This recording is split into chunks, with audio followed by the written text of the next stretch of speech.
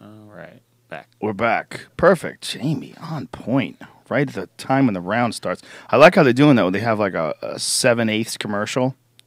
Pretty Ronda Rousey. All right. Second round. Very interesting.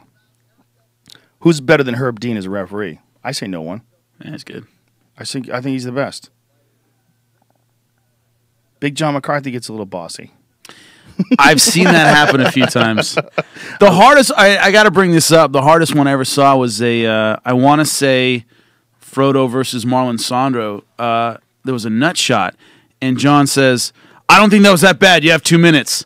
Yeah, and I'm there going, "You can't do that." Yeah. Like, That makes sense. as the commentator, I have to explain that the referee just said something that doesn't make sense. Doesn't make any sense. Thanks, and it's Dad. like, thanks. Yeah, that's how you feel. You're like, you can't do that. Jeremy just tagged Cub with a nice right hand. So that's the knock on Big John. Well, how about to do that. the Strauss fight when James Strauss fought Bobby Green? Mm-hmm. Bobby Green kicked him in the nuts 2 Yep. times, had him hurt bad, then kicked him in the nuts a third time so hard you could hear the cup. You heard the pop. You heard the pop of the cup, and Big John said it was a gut shot and stopped the fight. And I think knew that he fucked up, but just didn't want to admit it. That was a mistake.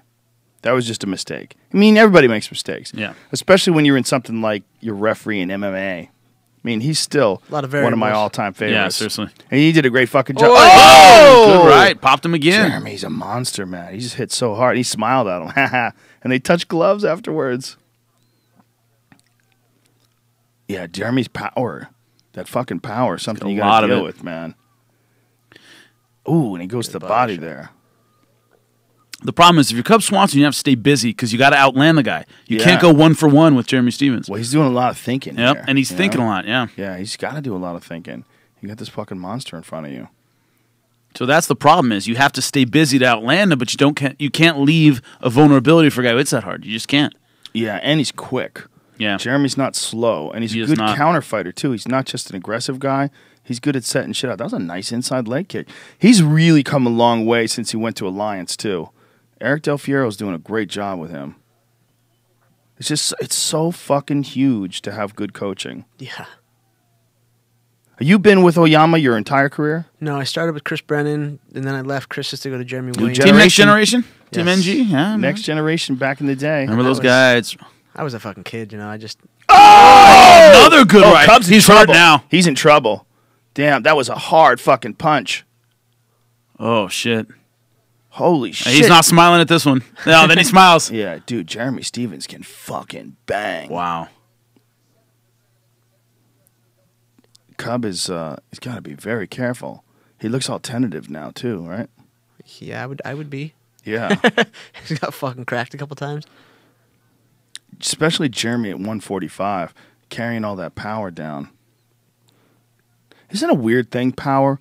It's like you can't really, you can only teach so much. You can teach a guy to hit harder, but you can never teach a guy to be like a Tommy Hearns. No. You either have that shit or you don't. See, my brother got the power in the family. He hits Yeah? a fucking truck, but I don't know. I didn't get it. It's weird, isn't it? You just either you get it or you don't. Like we tried that cartwheel kick again. Like a guy like George Foreman. You can never teach a guy to punch like that. You can either do it or you don't. It's so strange. Because you can get a guy stronger, you can lift weights, and you can be physically stronger. I think you can take it to, like you said, you can take it to a certain degree and teach a guy to really turn over a punch, stuff like that. But right. Yeah. But you can never develop a Pepino Cuevas left hook. No. Like you have that hook because you have that hook. Yeah, that power carries through technique. Yeah. And once your technique gets better, you just punch fucking harder and better. Yeah, you just get better. But there's certain guys, like they have that Rocky Marciano thing. Yeah. Yeah. That Marciano Jersey Joe Walcott knockout. There's like a classic photo. Up against the rope, his arms hanging there. And he's connecting on Walcott's face, and Walcott's face is all distorted. Like Marciano had that creepy power. That weird thing where guys can just fuck your world up with one shot. And you either have that or you don't. It's weird. You get great fighters who go their entire career without that one weapon, Jeremy Stevens gets a takedown, too. That was one of the things that Cormier was talking about in the breakdown, was Stevens should threaten with a takedown or two just to keep Cub Swanson thinking. It freezes people up a lot, man. Yeah. And he's right in front of his corner, too. There's Eric Terfiero. Right in front of the Alliance team. Great fucking team in San Diego. It's a good round for Stevens. Huge round. Cub Swan's got a bunch of roses on his leg. It's an interesting choice. Woo! Another good right. Yeah. I would like to hear what Cubs corner's telling him, man. I would love to hear what they have to say. Wonder what kind of advice they're giving him. You know? What accent is Jackson using? He's going Russian. Is he That going was Russian? hilarious, that Russian accent. I think they have a game that they play. Oh, my God. He likes it when he talks to him like that. He thinks it's funny. At least that's what he said. He's doing his best fucking Latka impression. That was a big fucking win for Henderson, beating Hobylov. Yeah. Finishing him. Yeah, finishing him with a rear naked. Yeah.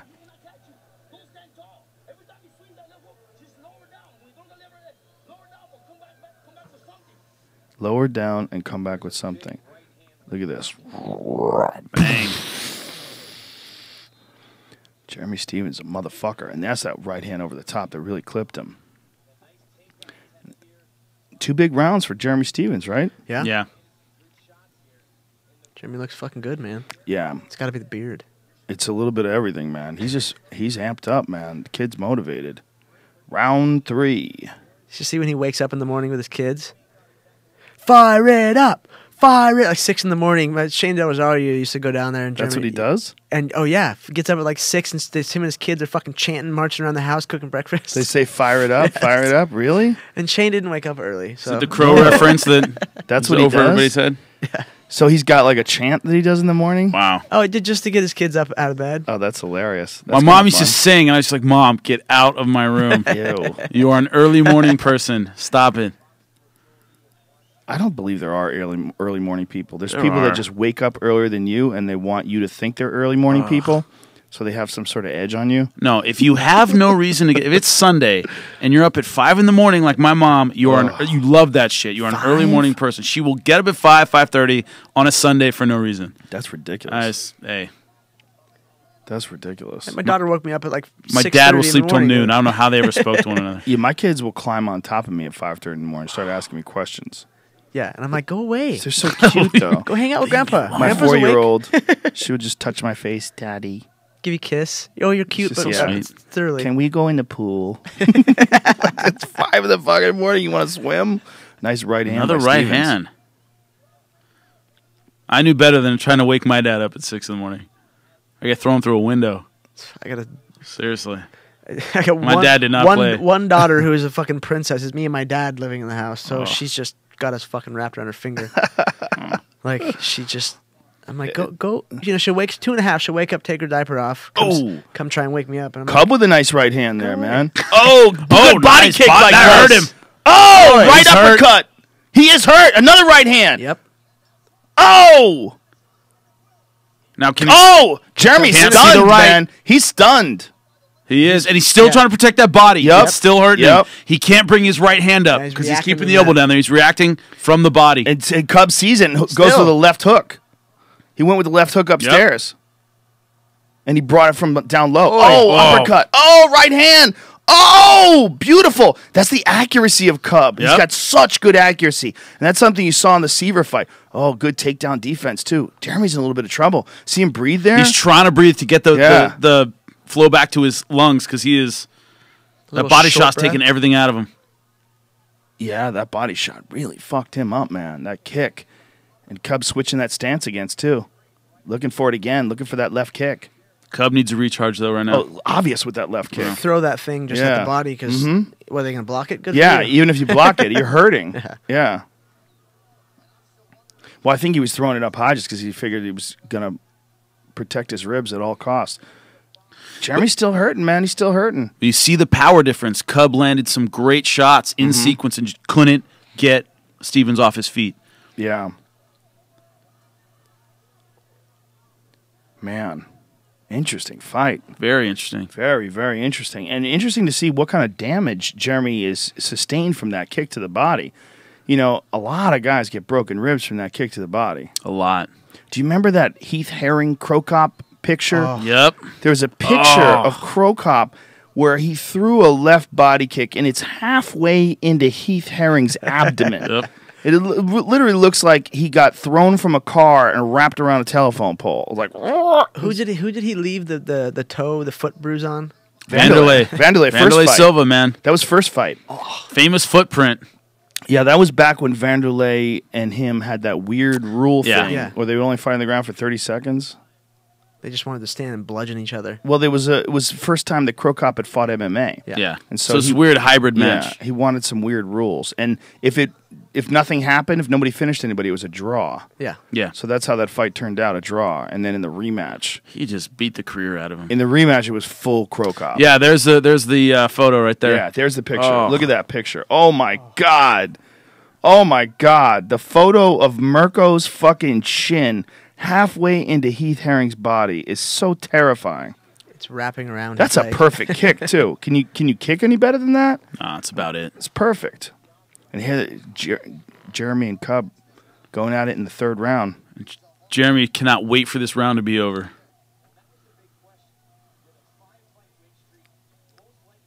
This is an amazing fight so far, though. Yeah, it is. Ooh, good knee to the body by Cub.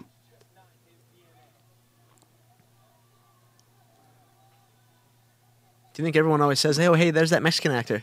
Ooh. A Mexican actor? Yeah, remember the guy you used to The guy from End of Watch. Pena. Oh, that guy. I didn't see that movie, but I know who that guy is. I've seen him in other shit. Let me hear what they're saying. Give us some volume, Jamie. Anytime he switches out, though, remember he landed that 3-2 on him? That's all I want. I don't care if it lands, it'll make him go back to regular stage. Your leg attacks are good. I need combinations. 2 to 3 punches. We don't. They're just talking about combination. I want to know about his body. Deep breath. Here it is. Slam. Bam. Yeah. Right to the liver, man.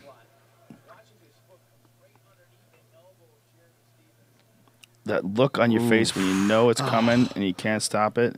There's that right hand over the top. Look how accurate Cub is. Yep. He's so fucking accurate in these wild melees. It was one of the most impressive things I've ever seen as far as like combinations of techniques landed was his fight with Seaver. Yeah. Because everything was bunched up in one certain fucking box. Yeah. Yeah. And Seaver was moving away and he was chasing after him, but he was still catching with everything. There's a good kick by Cub. Cub's coming on strong in that third round. This is a very interesting fight now. Round 2, definitely you got to give to Jeremy Stevens. Round 3, definitely got to give to Cub. The first round, I think Stevens won. But you're heading into subjective incompetence area. Yes.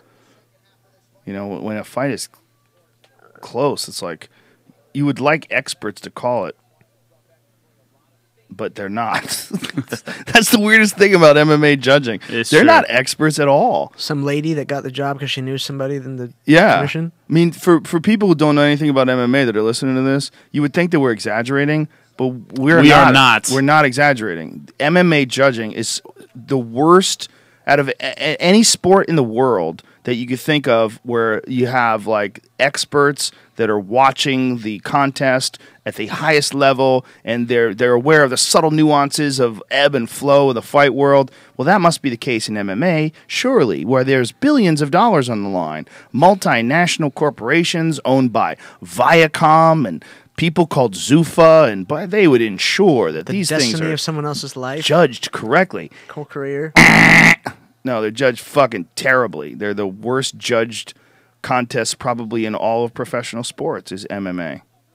There's more incompetence in MMA judging and more judging being done by people who have no idea what they're watching. Just guesswork. We'll have no background in the sport. No background, Never done any not part of even it. as an No. amateur. Not as an amateur competitor, not even as a person who practices it. Yeah, not even a martial artist. Yeah, no martial arts background at all. A lot of the delays sometimes will get on when there's a bad decision. There's a delay. A lot of times our ring announcer, Michael C. Williams, is going around making sure that they knew it was the right person.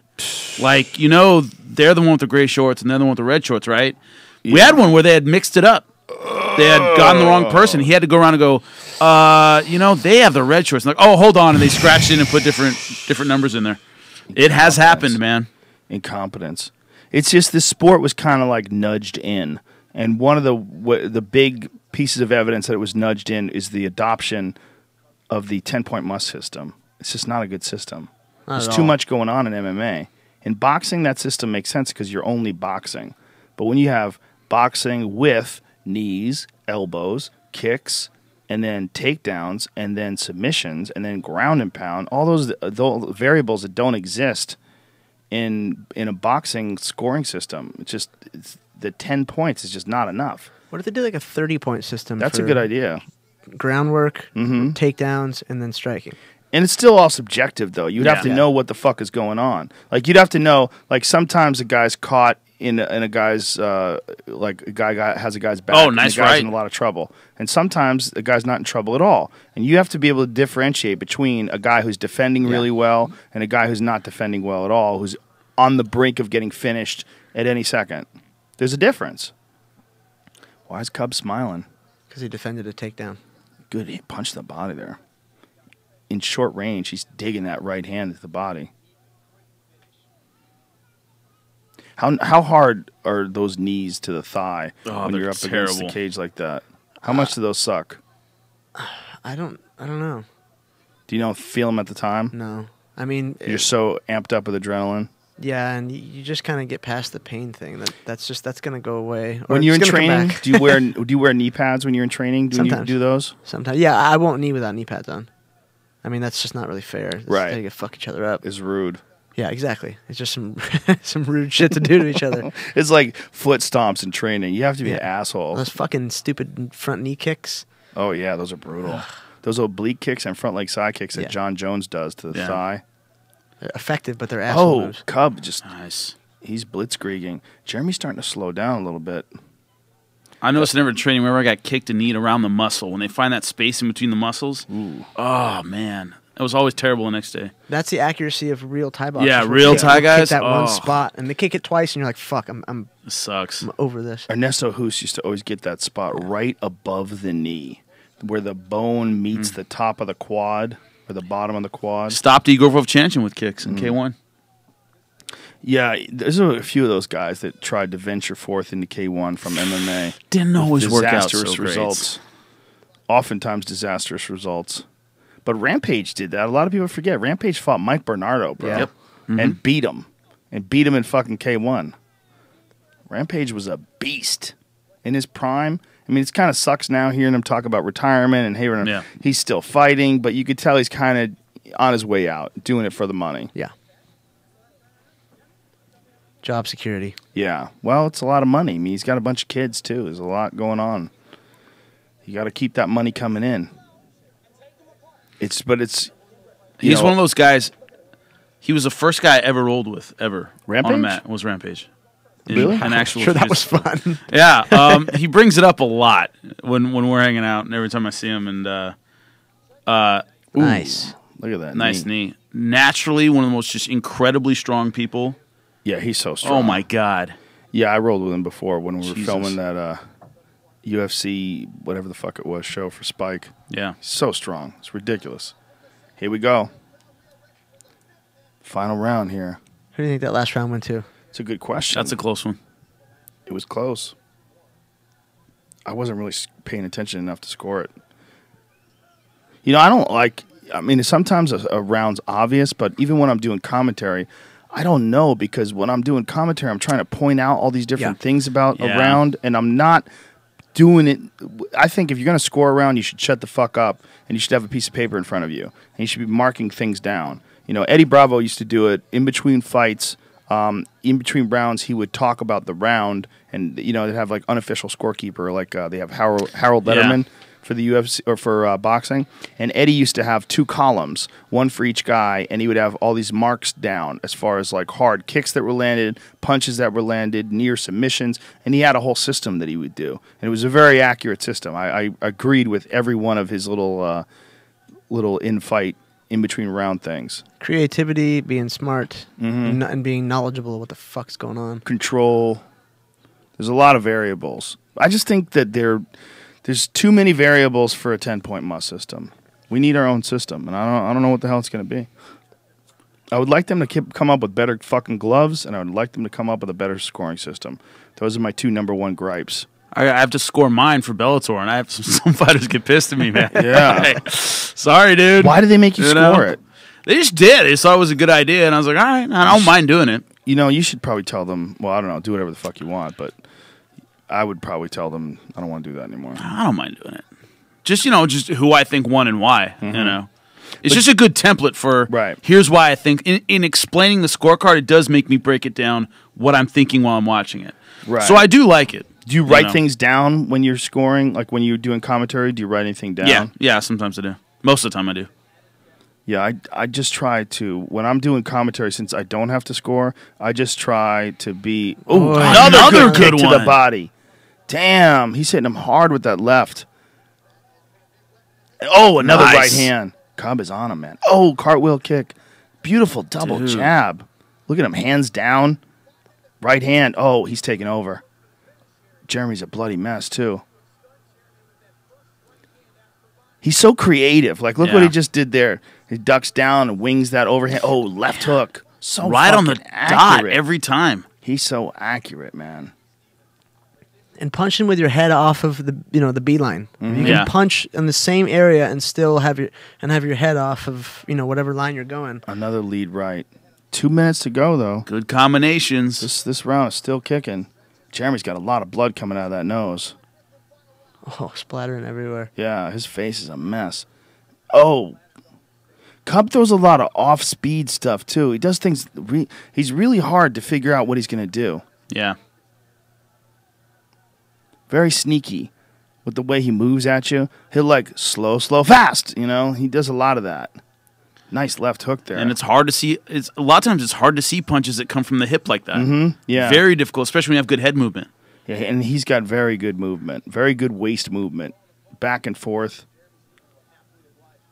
Damn. Yeah, I'm happy I don't have to score this fucking thing. I really am. I just get to watch it and not have to worry about it. Well, that's I just don't know, man. I think if I was going to score rounds and do my best at it, I really would shut the fuck up. Yeah, you'd have to. Yeah. Which I'm sure some people would like. I cannot. I got to talk and score at the same time. Nice left hook again by Cub. This is all Cub this round, man. Yeah, totally. Jeremy's got to know that. I mean, it's a very interesting situation. I think it all might hinge on the fourth round that was real close. Yeah, right? Because 3 and 5 are definitely Cub. I would say 1 and 2 are Stevens right now. Well, this is it's a all perfect. that fourth round. You just looked up at the clock. This is a perfect example of why one round being a 10-9 and this round being a 10-9 is ridiculous. Yeah. So that for the round that was really close, if that was a 10-9 for either one of those guys, and then this is a 10-9 round for Cub, that's fucking crazy. That highlights how fucked up the system is because Cub is schooling him in this round, and Cub also schooled him in that other round. Oh! Jeremy lands that right hand. Woo! Still dangerous. Still dangerous. Fucking 24 minutes, 24 and a half minutes in. Yep. Yeah. Well, Another good one. Again. He carries that fucking power, and he'll switch it up, too. Get you thinking about that overhand and come with that uppercut. Oh, he hurt him. He hurt him. It was a stumble there, man. Damn, Jeremy Stevens is swinging. I hate to see somebody lose this Fucking one. good fight, man. Wow. That's a great fight. Wow. Holy shit. That's a great fight. Look That at was these guys. Fucking awesome. Yeah. Fantastic fight. Take back my I love statement. this, too. I love this. Yeah. I love these guys walking around holding each other's arms up. I love that. Camaraderie, man. Yeah. Amazing. Especially after fight. And there was a moment of pause when the bell rang. They're still like, fuck you. Ah, good fight. Because Jeremy was chasing after him, moving him for the kill in that last minute. Wow. Amazing fight. I still gave that last round to Cub, but that highlights why, it's like, what is that? Is that a 10-9 round? Is that a 10-8? What is a 10-8? What the fuck? Why do we still have this 10-point system? It's fucking goofy. So what do you think? If you had to judge, if you had to guess. I think Cub did more damage. I would say Cub. Yeah, I would say Cub too. Cub the problem is when you're looking at that whole 10-point must system, is it going to be looked like that at the judges? So it's saying right now that Jeremy broke his hand? Is that what they said? That's what it says right now. Dana White In the tweeted. third round, he tweeted that. He broke his hand in the third round. Wonder which hand. He was throwing both there at the end, so I was trying to pay attention. He's so crazy. It probably didn't bother him at all. It goes numb. Yeah. Yeah, you don't really feel it. He probably knew it and just kept bombing with it. Fuck, I mean, I crushed my hand and broke my knuckle in like 5 pieces, and then broke my hand too, impacted it. And it just, you don't feel it. I mean, it's not like I'm like, fuck yeah, bro, pain, you know? It just went numb, and I think I threw 100 and something punches in that fight. Show that fist. Make that fist. That's where it goes. It's a little That's bruised it. right now. Just a little swollen. Jesus Christ. But if I can land it in his fucking eye socket. And when you're training, And, what do you do try to and cork wrap everything. your hands differently? With boxing gloves on it's the padding's there, so it helps out a lot. But if I still put it in someone's forehead or something, or catch it on an overhand, which is how I broke it, it fucking hurts. And my finger's gonna break like this. I mean, it's all fucking bruised right now, but it's. All right, whatever. here it is. Here it is.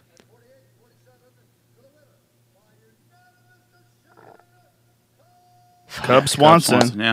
I thought so. I thought that was justified. Yeah, Yeah. I think that's justified. It's close. I think it's justified in terms of the overall fight. Yeah. Yeah. If you look at the overall fight, I think that Cub Swanson won the overall fight. Definitely, Jeremy had some moments, and definitely Jeremy scored a lot and had Cub hurt at one point in time. But it's a good fight, man. Yeah, really good. That's the kind of fight that you want to see when you see a guy who's fighting for like a world title next. Yeah. He fights another top guy in the division, 2 hungry young lions, and both guys had moments. Jeremy had some big moments in that fight, but Cub had more moments. It's a big win for him, man. And Jeremy Stevens being the harder hitter, he stepped forward and landed some good shots. Cub had to do a lot of things to keep that pressure on. Mm-hmm. He didn't have that one-shot power. He Yeah. had to show a lot of accuracy, threw a lot of jabs, mixed a lot of kicks in there, a lot of head movement. Yeah. He had to do a lot more because he didn't have that power. Yeah, that's an interesting I like fight, seeing man. that, personally. Yeah, I do too. Well, that's the kind of fight too that makes a guy really grow. That's some serious fucking experience you get there. Exactly. Mentally, just your fight IQ goes up fucking a lot of points. When you fought, like, who do you think is you see McCall? When you fought Mighty Mouse, when you fought Benavidez, what fight? Do you have any fights that you look back on? You say that's the fight that really I took the most from. I would say me and Joe. I don't think either of us fought to our full potential in that fight. How come? I don't know. We just kind of stood there. We didn't really. Neither of us moved like we should have. We didn't get after it.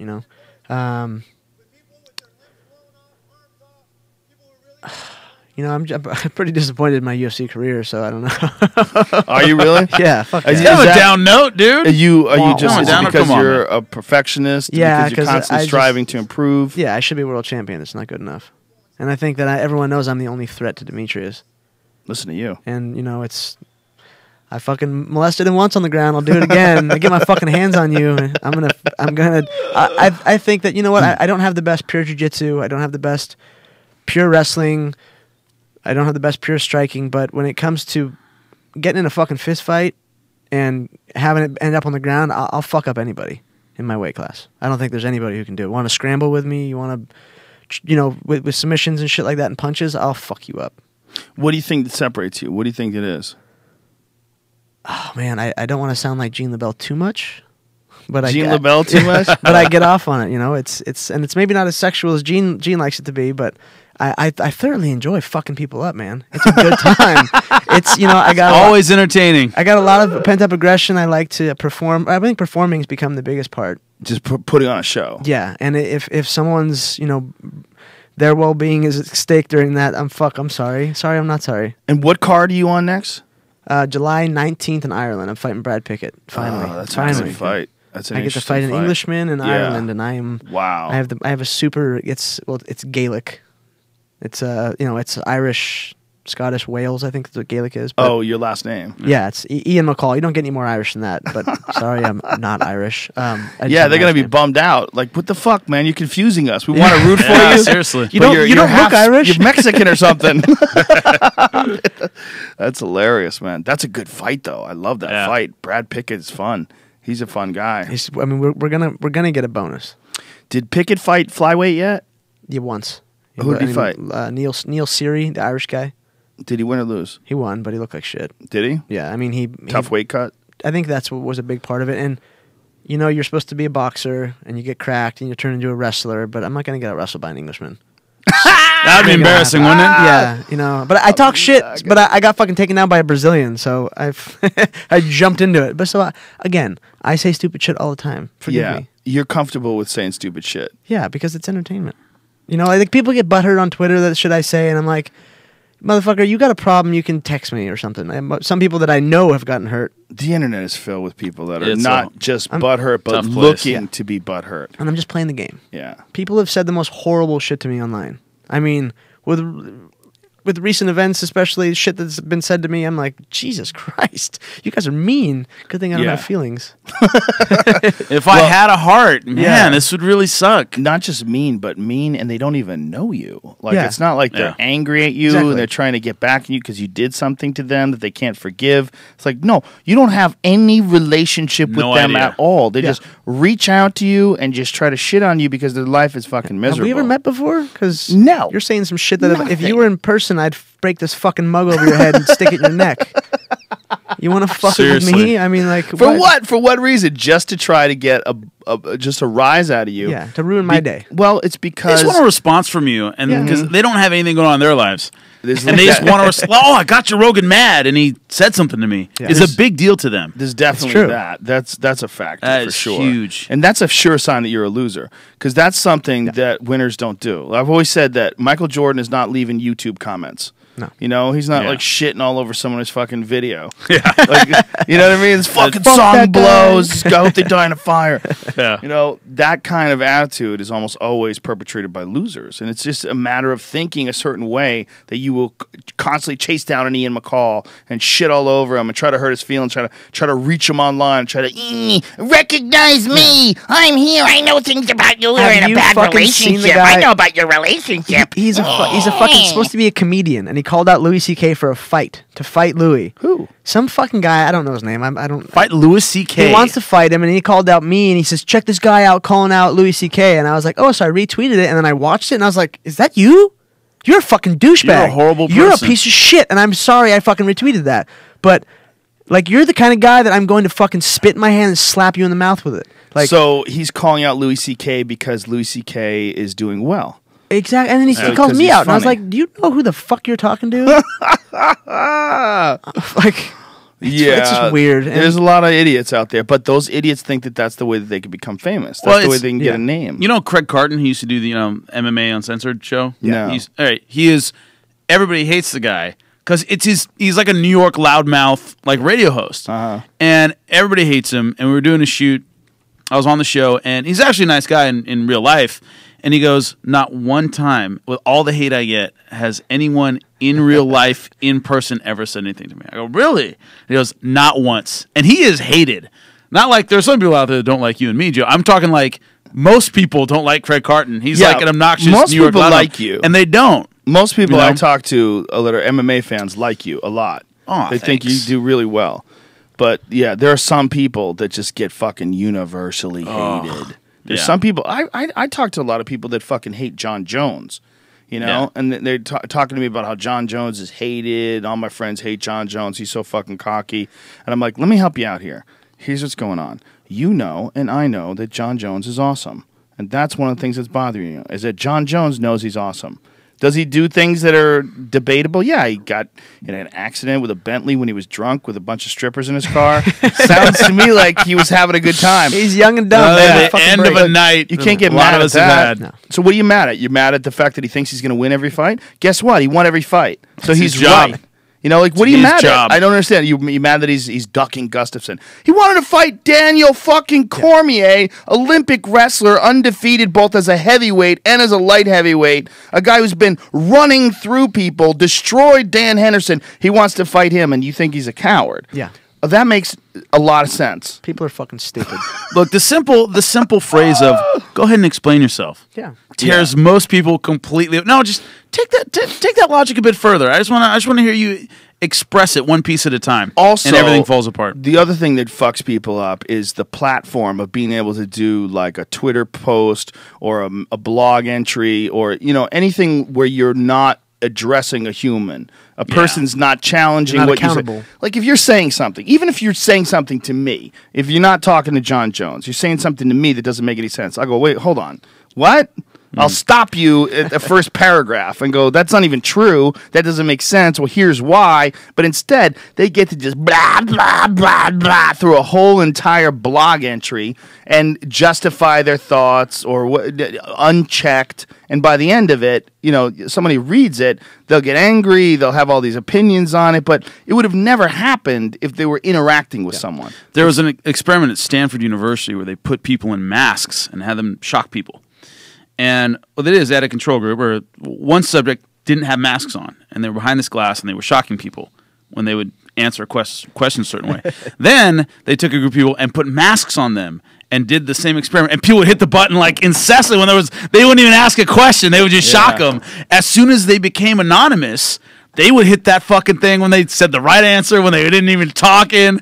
And they realized when you make people, and this is like 1972, and they realize when you make people anonymous, they will do horrible shit incessantly. And well, as soon as they put masks on, they would hit the shock button constantly throughout the experiment. Why do you think the KKK wore masks? Yeah. People are shitty. People could be Generally really fucking shitty.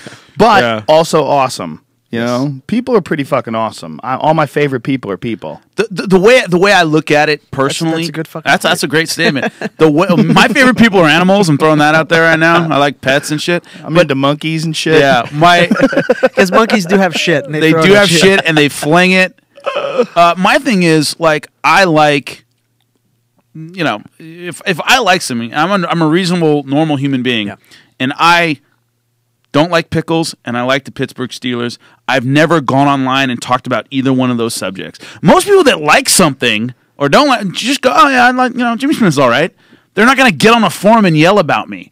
It's the vast majority of people that like something and just enjoy it generally don't make a big deal about it. We're talking about a very slender part of the population that is just loud and obnoxious about stuff. Yeah, no matter what you do. They all have a no matter fucking what you computer do. and the smartphone.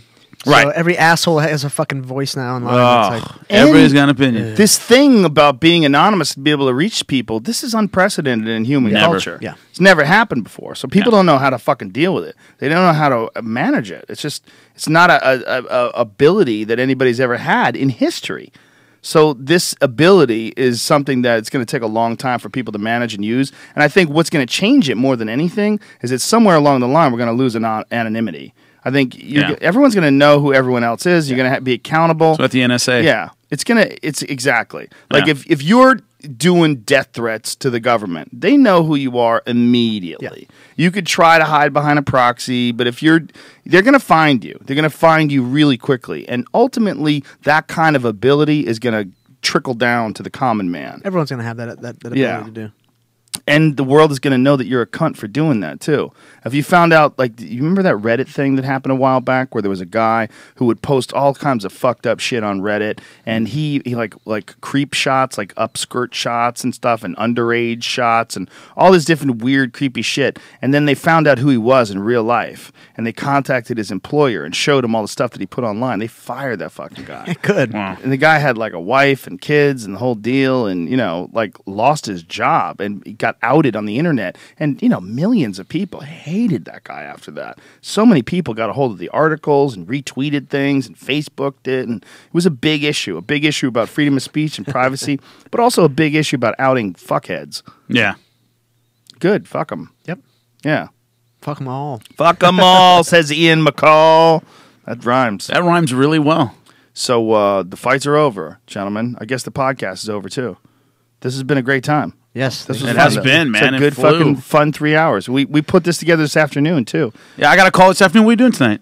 Like, nothing, bro. What's going on? He was like, I am there. Yeah, this was a lot of Warm fun, up man. my seat, man. I'll be there. And I really wanted to do it with you too because I don't know how many people know that we were really friendly with each other. Yeah. You know, despite the fact that we're supposed to be some. We're supposed to knock. I guess we're supposed to be rivals or some shit or not get along. Well, it's because the whole Bjorn Dana thing. And That's so goofy to me. It's when you know when I was talking to. I mean, the way I see it is, if there's a rival between the UFC and Bellator, at what level does that really happen? Like when I see Kenny or you, it's like, hey, what's like we're peers, we do the same job. We like, hey, how's it going, man? We talk about fights or whatever, and you know, I know a lot of the technical people that have worked on both shows. It's not like they don't get along. It's not like the director sees my director and starts a fight or something. Like, fuck you. Yeah, it doesn't really work that way. It's really, it's funny. I ran into some dudes last Industry's night. not so small. Like Frosty, man. I love that guy. Yeah, Like, great dude. guy. He's a great guy. He's my boy. I love him. I ran into some guys last night that are just jiu-jitsu guys, and we talked jiu-jitsu till 2 o'clock in the fucking morning. Just that's like when you run into someone who likes what you like, and you start talking. Like, I mean, I don't understand. I don't know. I've never understood that though. I support other people's podcasts. I've always supported other comedians. I don't see that. I think the main competition is always with yourself. Yeah. And when you bring in someone else who's good, or you have someone around you that's good, and you have to compare yourself to them, I think it makes you better. So I think it's important. Very true. You see that a lot in MMA, man. How many times you see guys that are training, they're in the same goddamn weight class, and they're helping each other out, and you know that one day they might have to fight each other. Like Uriah and TJ Dillashaw. After Uriah loses to Renan Barão, he says, "Hey, there's a guy in my camp. I'd love to see him fight for the title next. I love to see TJ Dillashaw get a shot. Same fucking weight class, beating each other's asses every day, and still supporting him. That's a brotherhood right there. That's where it's at, right? Community's not that big. I think that's what people don't get is community's not that big. No. We all know one another. At least there's like 2 degrees of separation in this entire sport. Maybe. How many of us are there? Not a lot of us out there. Jason Chambers, who's a friend of mine, who does ONE FC. Yep. There's you, Jimmy Smith. Who I fought Jason Chambers. Like, it's just like, there's there's only 1 degree of separation this entire... You guys both had a TV show where you're traveling around doing different martial arts. He did Human Weapon. I did Fight Quest. He called me, sent me a message as soon as Fight Quest came out and goes, hey, man, great to see you on TV, man. I hope we get to hang out soon. I was like, hey, good luck with your thing, too, bro. And Jason's a great It's like, guy. what? We're going to, Jason's he's fight an awesome over guy. again. We already did once. So it's need. ridiculous. Yeah, it doesn't no work need. that way. No need. Anthony Bourdain and Andrew Zimmerman. Yeah, they're gonna have a brawl. Pulling out I'm the kitchen only one knives. who cooks. You fucking cunt. What are you traveling? You piece of shit. I mean, how many of us are there? There's a couple of fighters that do it. Kenny and Brian Stan, and Frank Mir used to do it until. What he said, he wanted to kill Brock Lesnar in the ring. He wanted Brock Lesnar to be the first MMA death in ring. Not smart. Not the smart, but still, I don't think it's like, the guy's a great commentator. He was really good. Yeah, I thought he was. I enjoyed his commentary. But, I mean, there's only, the point being, there's maybe 10 of us worldwide. I mean, I don't know who does that Indian promotion. They still have that Indian promotion? Super Fight League, whatever it was. Something? I know there's it was one big out, for a out little in while. The Arab Emirates, the UEA. What is it? UAE? UAE, whatever Yeah. the fuck it is. One of my buddies is fighting out there soon. Is that a new organization? I think so. You know how much But money they have. It's hard to think They have a lot. of it's hard to think of any job where there are fewer people doing it than MMA commentary. There are a dozen of us in the whole world. Never thought about that. That's fucking Like, how many jobs are there? Yeah, there are 10 of us. Yeah, no shit. I mean, CEOs, there's several hundred. Yeah. Yeah, thousands, that's why we can run into each other and talk shop rather. Yeah, which is what we do generally. Yeah. How many of us are there? That's interesting. Yeah, it's probably as far as of us? like The 2 major promotions that anyone has seen. President of the United States is probably that's a singular. That's pursuit. a biggie. It's a biggie. When you run into former presidents, you're Right. fucking. But those are former presidents. As far as people doing the job currently, man, yeah. But I guess boxing commentators, but there's probably way more of them. Yeah. There's Yeah, gotta be. Way just, it's there's been just around more longer. boxing on TV too. Well, they always do more guys too. Like I was listening to some boxing last night, and there was like They 4 like guys 3-man boosts, talking. which I don't like in MMA. Yeah. But they do them in boxing. Well, it can fuck up, especially if you got too many people talking over each other Yeah. when action happens, or they don't like specific roles. Like especially when it comes to, I think you and I both do something very different than other sports too, where there's a color guy and a play-by-play, but we both do play-by-play. We do color, but we also do play-by-play, especially when shit goes to the ground. Because the play-by-play guy doesn't really know what the fuck is happening. Yeah. So they do a little, but you kind of have to do that, where you have to explain every nuance of the position and then start to explain what could be bad if this happens and what could be good if that happens. Or MMA is a color medium. Mm-hmm. Jeff Blatnick, who I love Jeff Blatnick. I thought he was great as a wrestler. He was a and great commentator. guy, too. I love great that, human too. being. When he started doing color commentary for the UFC, it became a color medium just because if you watch boxing, My mom knows what's happening in a boxing match. I mean, they would ask Emmanuel Stewart little stuff, or it was George Foreman for a while, the HBO, but the play-by-play guy, that's the voice of HBO, is Jim Lampley, basically. With MMA, color guys have to talk a lot more just because there's a lot more the audience doesn't know. The audience has never done jiu-jitsu. Right. The audience has never done Muay Thai. The audience knows boxing a little bit. They've never wrestled. So there's so many facets that the fans have just never been a part of that we have to break down and explain. And I think it's made it – the color guys have to do a lot more in MMA than they do in boxing. A lot more. Yeah, more. It's a completely different gig. And that's also it's also a gig that would be really cumbersome with a bunch of people talking. Yeah. If you had like 3 or 4 people in the booth. We've done 3 in the UFC before, but it didn't work that well. And Dana didn't like it, and so they went back to 2. Yeah, it's brief. The times I've done in Bellator, they'll have a guy, like somebody jump in for a round or 2. Yeah, I think what would be I think what would be cool is a guy doing the Harold Letterman gig though that Eddie Bravo used to do. Yeah. Eddie's too busy these days; he wouldn't do it. But someone who's like a real experienced guy, like that would be a good thing to do. Like to have like a Dominic Cruz or someone along that lines, who's really good at breaking things down, is very analytical. I think it would help give people some insight, and also give some insight as to really what's wrong with the scoring. Yeah. Where you could see if you get a real expert who breaks down exactly what they thought about each individual aspect of the fight, and then you see in contrast how shitty the judges' perceptions of the fight were. Yeah. I'd probably say sign me up, but I'd probably say some stupid shit. You would definitely say some I don't know stupid if I'd shit. give you a mic I would say and some let dumb you. shit. Well, you know what Go I'd for like? it, I'd Ian. like that Let's be Josh Barnett has a blog now, or has a Is it a a podcast? podcast now. I think you'd be great at something like that too, man.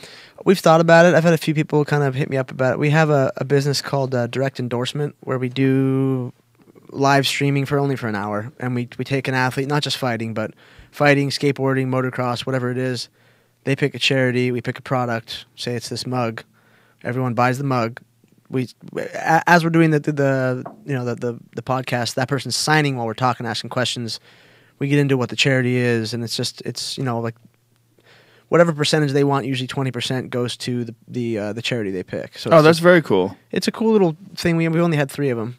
We did myself. We did Greg Lutzka for skateboarding and Kyle Loza for motocross. And we'd like to get on the ball and start doing more. We might do Donald Logue for acting and just some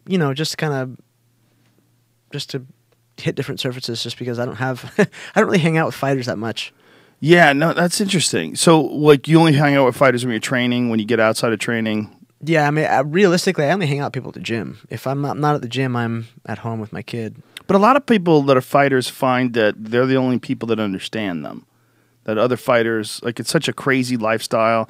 The training is so brutal. It's almost like you need someone to commiserate with, or you need someone who understands what you're going through. You don't feel like that? I do, but I don't want to talk about it. I want to just fucking forget about it. I want to hang out with my kid and my girlfriend and her kid, and just not have to worry about the fucking misery that I put myself through. Right. For greatness, it's a lot of fun. I love my job. Don't get me wrong, but I usually don't want to talk about it. Unless it's on something like this. So you preserve your interest in it.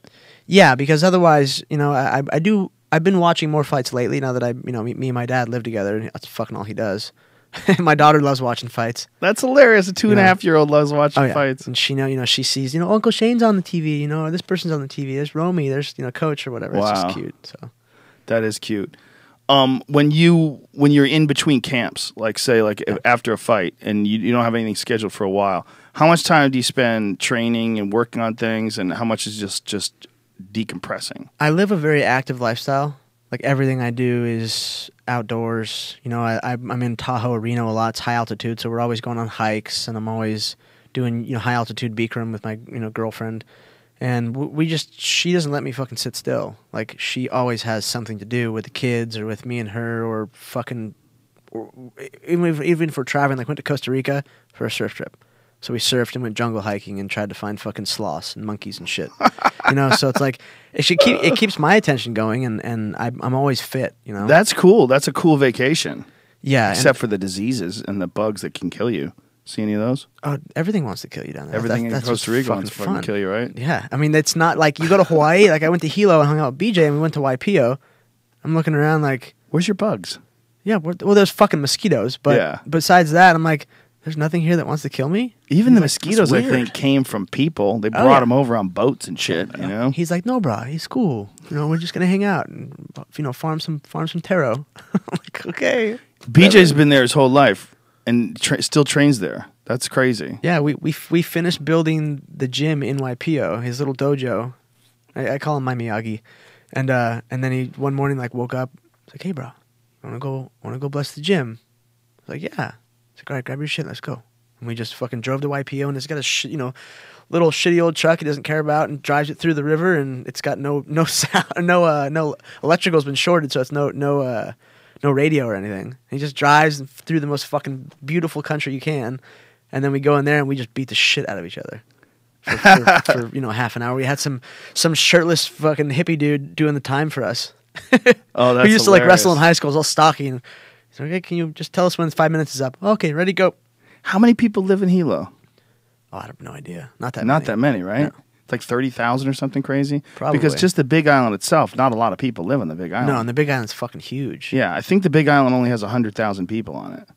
Probably. And I mean, it's desolate, and on the Big Island alone, there's like every single climate in the world except for like one or two. It's there's so much going on there. It's so fucking beautiful. You feel like you're in Jurassic Park. Yeah. And especially getting to hang out with him, it's Yeah. he's a fucking savage, man. It's a good time. What do you think about this fight with him and Frankie Edgar? He, like I said, when I was out there, this was a while ago, 2 months ago or something. He was 160 pounds. I got tired first, and I Really? don't get fucking tired. I mean, granted, I just tore my hip and my groin, but I still don't get tired much. And I still stayed in shape, and I mean, he was going after me for half an hour. Wow. And I was just like, I was like, wow, I'm excited because it's my favorite fighter of all time. I mean, he's a BJ? fucking savage. Yeah, when you can make another man cry, another man who deserves a title shot at your title, and you can beat him up so bad that he cries, and then you fucking lick his blood off your gloves and bang your head after.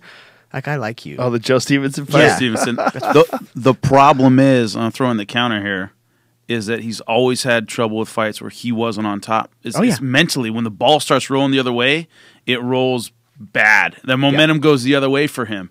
And so Edgar's a guy you got to outwork. And Yeah. it hasn't always been physical with BJ. It's when I'm not on top and I'm not dominating, when I'm not licking the guy's blood off my hands, I start questioning myself and I start rolling backwards. And if he's got those mental demons in check, then he's got a great shot. Yeah. What do you- The same Frankie Edgar always shows up, and that's 100%. Say consistent. Yep. So consistent. Yeah, so hard. BJ was so good when he was with the Marinoviches. When he fought Diego Sanchez, he was in incredible shape. He had a fucking full six-pack. I mean, he was in shape. And chasing after Diego deep into the fight. 4th and 5th round, going at head Sliced kicked his him, head open. sliced him open. That was the only time BJ's ever thrown a head kick in a fight. Yeah, it fucking landed perfectly. Perfectly. You know, I mean, that was him at his best because he had tremendous stamina. Well, do you know what he's doing now for strength and conditioning? I'm farming. Yeah. I was Farming? like, what are we doing? We're going to go farm. Manual labor. I don't need fucking strength and conditioning. I'm gonna go What? farm. We don't need strength and conditioning? So Did you we really just say that? we just built roads in YPO and fucking farmed taro and beat the shit out of each other. Build roads? We built like a fucking and like with like a Unimog, like Mercedes Unimogs. You can put a fucking a ditch digger on the back and like. No, I don't know what a Unimog is. Unimog's a big like a tractor kind of vehicle, big Mercedes Unimog. He's got 3 of them out there, and He has a farm? yeah, he's got a farm. And you go into YPO Valley, and there's I mean, not even 100 people live there, and it's this huge fucking Garden of Eden. I mean, it's massive, and it's so beautiful, and just there's nothing there. Is he growing weed? I wish. What's he farming? Taro. You know, What's if you taro? say What it, is taro? Taro- if you say it quietly into a mic, they can still hear you. It oops. makes no Only difference. if you bring it up. Yeah. Okay. What is he? What is taro again? Taro is they're trying to It's a make root. it. They're trying to make it the Hawaiian superfood, a taro root, and it's a really starchy vegetable. Starchy vegetable that that's why Hawaiians punch so hard. That's what they tell me. That's From what they've always taro? told me. Yeah, my first fight was in Hawaii. I've And never heard of taro before. How have I never heard of this before? It tastes like bland as fuck. Put sugar in it, and it tastes like sugar, but it's supposed to give you superpowers. It's I've had it before. I don't remember where, but I've had it before. Yeah. What's your impression of it? It's like a more bland kind of yam. yeah, Is the best way to describe it. Huh. Yeah. But is it really soupy, like Yeah. gooey. Huh. It's weird. They mash it up. I had it mashed up with something. Yeah. It was like a taro kind of stew. Is it supposed to be good for you? Like actually, There's like taro. when Yeah, it looks like a nutritionist- yeah. That's it. It's Huh. supposed to be good for you. It's fucking weird and purple. That's a Unimog too for you. That's a Unimog. Oh, okay. So the local Hawaiian, does anybody else eat it? Is it anything that like Wait. everybody's eating like bok choy now is the new kale. Everybody's telling you got to get a hold of some bok choy. Everybody eats poi in Hawaii, Yeah. but Hawaiians are fucking. They believe in like mermaids and shit, bro. They're fucking. They're crazy. They're crazy people. They believe in mermaids and I and love them shit. to death. Don't get me wrong. I love Hawaiians. And I do like, too. They're my favorite fucking people on the planet. Like That's you the only know, place I vacationed. I lived with two fucking Hawaiians for I lived with Shane and Rich, Rich he used to run Strike Force, so he was the matchmaker for Strike Force, and they're both fucking Hawaiian. And then I don't know, I just really like fucking Hawaiians. I They're tried awesome. vacation other places. I'm like, this isn't as good as Hawaii. Why the fuck am I going anywhere when Hawaii's right there? It's- It's going to Hawaii. Yeah, it's cheap. Well, kind of cheap. It's still America, but it's not. You know, it's like you're protected by the Constitution. Allegedly, go to BJ's and have him take you to YPO, and you feel like you're in French Polynesia or something because the people talking, you're just like, oh, me think I'm go buy some fish, fuck around, smoke some weed, bro. It's cool. You're like, What did he just say? the fuck did you English? say to me? The phrase book. That pigeon way of and- talking, Oh, right? And man. then BJ starts rattling off stuff, and then you start drinking, like homemade sake down in the valley, and then it just turns into a Grind, man. Choke food. yeah. What plate are you lunches. Choke, man. Choke food. How am I supposed to fucking make weight with this? This is Yeah, delicious, dude. but it's not on my diet. Yeah, I remember one of the countdown shows. BJ, when he was he had apparently burned off too many calories. He said, Yeah. so it's time to load up. So we had one of those Loco Moco burgers with Yes. an egg on it and everything. And you get your mac salad and your fucking chicken katsu or whatever, and it's just they are island people. They're fucking crazy, and it's just so entertaining to hang out with them. I just go out there and I'm like, oh my god, okay, what are we doing today? Do you think you could live there though? Yeah, but like BJ, I want to move to Reno. And that's pretty just because it's by You might be Tahoe. the only guy on the planet that wants to move to I've Reno. never heard I want to move to Reno. I think I've never heard that You expression gotta see the new Reno. in my life. My girlfriend's I want to move there, to Reno. and it's fucking Your girlfriend lives there? yeah. Oh, okay. And well, then it's- I would Alright. move. Yeah, I get that. But it's it's wilderness enough where you've fucking seen Nevada, parts of Nevada, and you're like, where the fuck am I?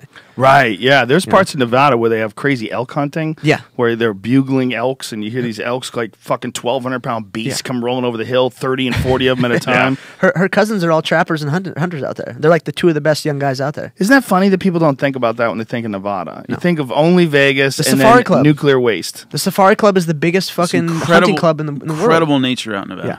Yeah. Oh, well, especially up near Lake Sierras. Tahoe. Dude, Tahoe it's fucking 7,000 feet, and you go hiking and you go running and do whatever the fuck you want to do. You get in shape quick. Yeah, and it's just beautiful too. It's inspiring how beautiful it is, man. Yeah, my grandparents have a spot right on the lake down there, and it's fucking incredible. I mean, it is so nice, and I just pull into Grandpa's yard and go go down on the dock and just like and plus my girlfriend, she's the face of Harrison Harvey's up there. What is that? She's the big hotels up there. Oh, she's I see.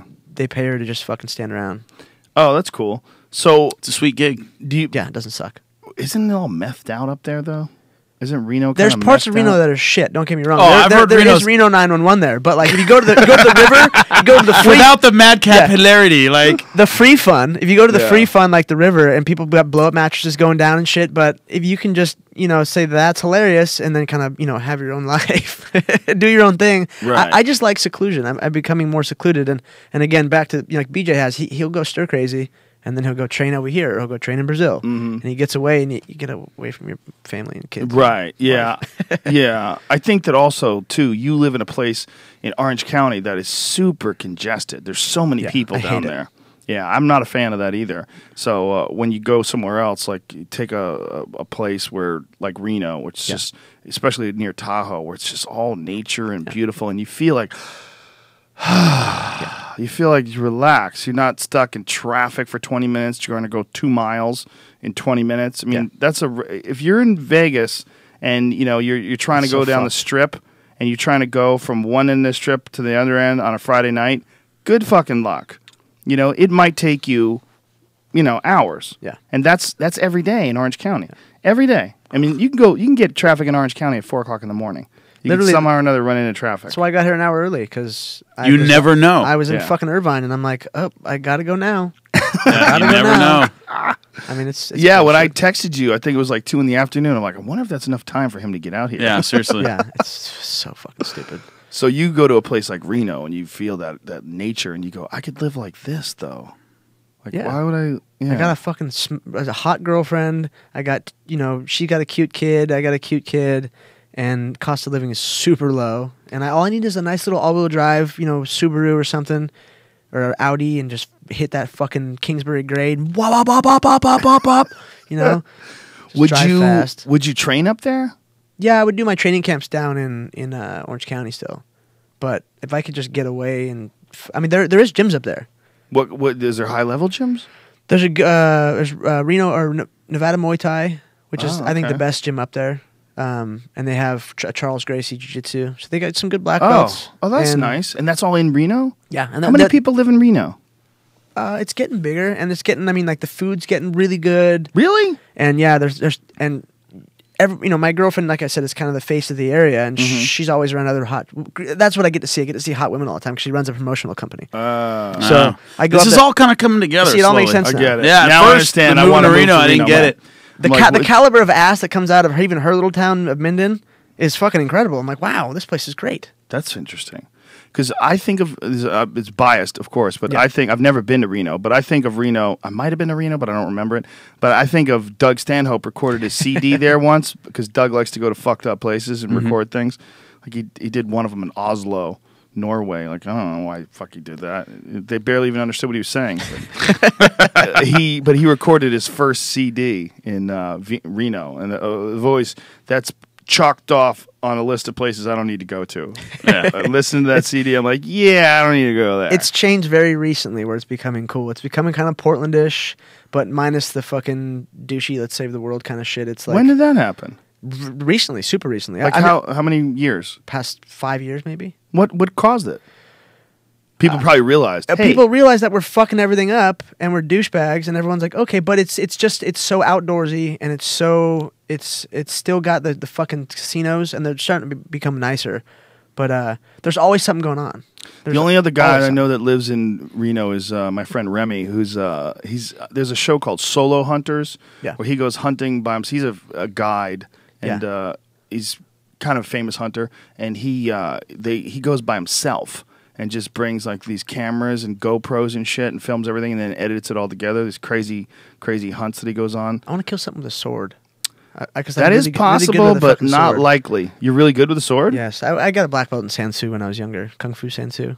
So Oh, I was really? just good with weapons. It was all like throat strokes and groin shit, and like I was just good with a weapon. So Have you ever like put on the kendo gear and done that? No. That looks fun. That does what? It You're does gonna look cool. Beat the shit out of each other with Yeah. pillows on your body. Well, I think it looks like Oh, you're thinking the kendo sticks. yeah, Yeah, yeah, kendo yeah, sticks, yeah. yeah. Well, David Lee Roth moved to Japan and he practices kendo all day.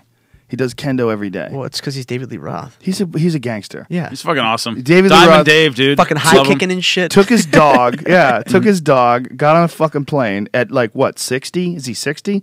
Moved Yeah, to gotta fucking be. Japan. He's taking kendo lessons That's under some great fucking samurai warrior character. They tried to do it for Fight Quest. That was one of the ones that they tried to do, and Yeah. apparently the association is unbelievably strict. Really? It isn't like, oh, we have our kendo school, we do what we want. No, it's like the hierarchy is very, very rigid, and they were like, no, fuck 'em. I want a pig to run at me and just sing, and then just have it slide. Yeah, that Just be in the you fucking- do not want a pig to run You at know? you. That is the Those last thing you want. motherfuckers. When we were at Tajon Ranch when I was pig hunting, they had a skull from this one really big boar that they killed. It was a 450-pound boar, and the fucking teeth were like 2 fingers, and they were sticking out like this. These tusks. And they would tell you that they run by you. They just run at you and literally tear at the side of you with these tusks. They use these tusks almost like as you remember those carts, those chariots that used to have those wheels with Swords? the blades sticking off of them. That's what the hogs do. They run by you and just Those things will slice you fuck up. you up. They will fuck you up. I'm rethinking Yeah. my idea. Yeah, you don't want a sword. You want a Always rifle. best with the rifle. Yeah, rifle's the Or move bow for and arrow. pig. Bow and arrow's good, but there's a very small window to get a boar with a bow and arrow. On the Jared side. Allen with a fucking spear. Very difficult. well, they have difficult organs to reach, and they Yeah. also have an incredibly dense upper body. Like their upper body, the thick skin around their neck and cape, it literally is like some sort of a shield that they're wearing. Like when I was in camp.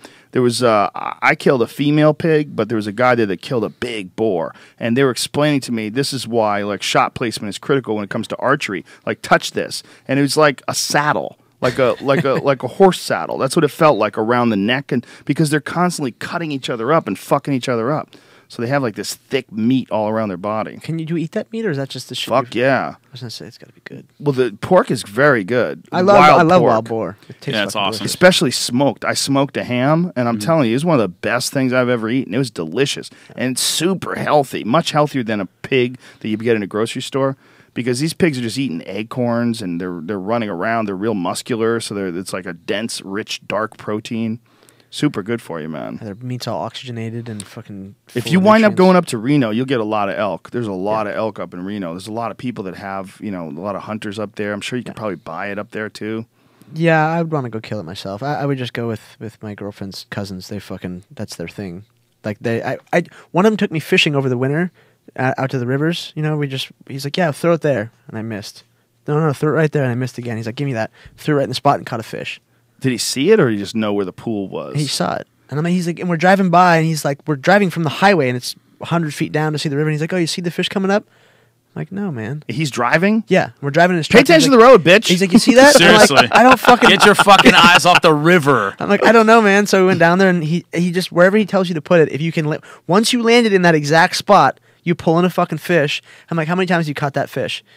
He'll look at it and be like, maybe not this one. I don't know. And then he's like, I've seen fish with talon marks on them that I've caught before. Talon marks from an eagle? Yeah, Is there's there a bunch eagles of, up in Reno? Oh fuck yeah, there's a bunch up there in that area. Wow. I've seen like 10 in one spot in Tahoe. No shit. Like I said, my grandparents have had spots all over the lake, but like right on the lake. So you just sit in their backyard in the winter, especially because it's all white. You can just see these big fucking birds. I saw my first live eagle last summer in Alaska. Really? Incredible.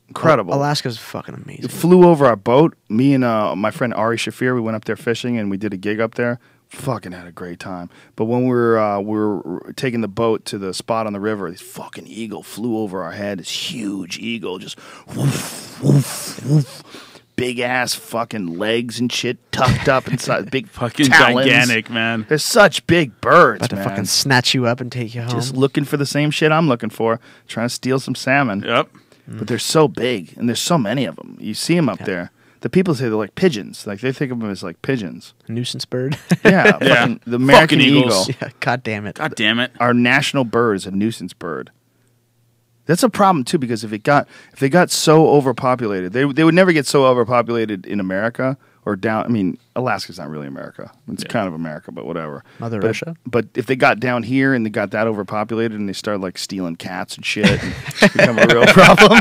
Like people might get That might angry. be an issue. Like the wolves now? Dude, in my neighborhood, I have a problem with owls. I mean, I don't have a problem with owls, but But there is an cats- owl problem. There's an owl problem. Yeah. They'll fuck up some cats. Like if you leave your cat outside, and an owl catches your cat slipping, he'll come Done. fucking swoop down. Owls. People don't think of owls as being like vicious predators. They are. They're ruthless. All birds And are. they're big. Yeah. Owls are big. I had an owl on my back porch. This motherfucker was 3 feet tall. It was like this tall. Just sitting there. I'm like, God damn, I didn't know owls were that big. Creepy fucker with his backwards head. Went outside one Weird time, fucking dude. necks. There was a 4.5 foot raccoon beating the shit out of my sister's dog. She had this chihuahua. Oh, and it was no. smacking the shit out of her. She's yelping. I'm like, I had to go out there and save my sister's dog. Dude, You raccoons know, will fuck they you are up. fucking They are huge, vicious. dude. They're fucking vicious. Have you ever seen that video of Kevin Rose? He's from what is that? What is he from? Dig. from Dig.com. He created Dig, and his dog was getting attacked by a raccoon. So he picked the raccoon up, and they got it on security camera. Picked the raccoon up and threw it down a flight of stairs. But it's pretty fucking gangster the way he does it. He grabs the raccoon by its back tail. See if you can find it. See if you can find it. He's got it. And no fear of rabies. Well, Fuck rabies. I think he just loved his dog, so he just fucking did it. You know, he just had to do it. And look, you had it. Oh shit! Look, he runs up to the raccoon. Isn't that crazy? Look at him throwing that thing. Look at that thing's leg, and it's twirling too. He's got the fucking balls, man. He's got balls, dude, because he didn't like try to underhand it. He brought it behind his head, flung it. He fucking hated that raccoon. That guy's badass. Yeah, they will fuck your pets up if you are not careful. That is wild, man, that he did that. Meanwhile, the raccoon probably walked it off like it was nothing. This is my dog Toaster, crying and yelping in pain. I discovered a raccoon attacking him. I do not encourage animal violence. I want to get the wild animals far away from us as possible. Toaster is okay, but it has some claw and bite marks. Look at it. There's the dog and the raccoon are going at it, man. And he sees that shit, and he just runs up and grabs that motherfucker and whips it. And he runs after it, too. He's a bad motherfucker. Kevin Rose is a bad motherfucker. That is gangster. but it looks like he owns a poodle. I'm just going to throw say that his out there. dog's kind of what are you going to do about that? Throw that out there, a little counter. I'm not even sure if he's counterpoint. straight. I'm not even sure if he's straight, so, whatever. Whatever. Look at it. He went after that raccoon after he threw it. He's a fucking crazy prick. That guy's a madman. I'd take that raccoon and turn him into a hat. Oh, done deal. Stomp on his little head. And Dude, my dad's from Kentucky. He was hunting since he was like 3. He's eaten everything there is in the woods. Oh, a million times. Raccoons, squirrels, snakes, all kinds of shit. I ate beaver when I was in Wisconsin, and I don't mean what you think. I was going to say, I eat beaver all the time. I had a beaver stew. Steve Ranella, he slow simmered a beaver. He caught a beaver, killed it, turned its body into mittens. I saw that on your Instagram. Yeah, that's the same beaver. Yeah. I ate some of that beaver. It was really delicious. Yeah. Tasted good. It tasted like beef, like a beef pot roast. That's what it tasted like. Man. The face. I have eaten no. I will eat anything. Like I will eat anything. And my dad did eat things that I will not touch. And my mom will eat things like I have parents that are even worse. I'm known for eating anything. Like balut in the Philippines. Yeah. I've eaten all kinds of shit. Doesn't bother me. Only thing I refuse to eat was I drank this whole thing of turtle blood one time. What? Yeah. Why the fuck did you drink turtle blood? It was like a thing for the gym. Like really? When I fought Kyokushin, they said it's a thing in our gym. First, they gave me a curry that was it was the hottest thing I've ever eaten, and I like spicy food. It burned from like the moment you could feel what all your intestines were. Like it went all the way through my intestines, burning everything. And I just kept eating it. And other guys were eating it, and they were meditating. And they had towels on their heads, like blocking out the pain, and they're crying and stuff. And I'm eating it, and I'm just, man, it's fucking hot. And I just kept eating it. And the instructor turns to our translator and goes, that is some shit in Japanese. And the translator turns to me and goes, "You're very tough. A lot of people pass out, have to go to the emergency room. Like, a lot of people die." They're like, "What?" Die? She goes, No. They have to pump them or they'll die. It starts burning. And I was like, "Are you fucking kidding me?" And I finished it. I ate the thing. How's your ass? Oh, man. Oh, my goodness. I was just... That's a great question. I didn't even think about that. It burned on the way out. The second burn. It didn't burn as bad as it did on the way down. Like, it was burning like, oh, this is uncomfortable. But not, oh, shit, I'm in big trouble burning. And then the next night, we went to this old school sushi place in the middle of Tokyo, and they have a thing where it's like a mug, like a beer stein full of turtle blood. Because you have this turtle soup, and they put the blood in this thing. And they usually mix with alcohol, but I don't drink, so they had to mix it with some kind of juice. And they mix it all up, and they're like, "Here you go." And I went, "All right." And I drank this whole mug of turtle blood, man. Just chugged it. An entire stein of turtle blood. I chugged the whole thing. How many ounces? Like 12, 16? Like a beer mug, like a beer stein. Oh, so like 24. It was a lot. Like it was a big a lot. gulp. Yeah, it was a lot. And I just chugged it, man. I was like, "All right, there you go." And set it down. What did it taste like?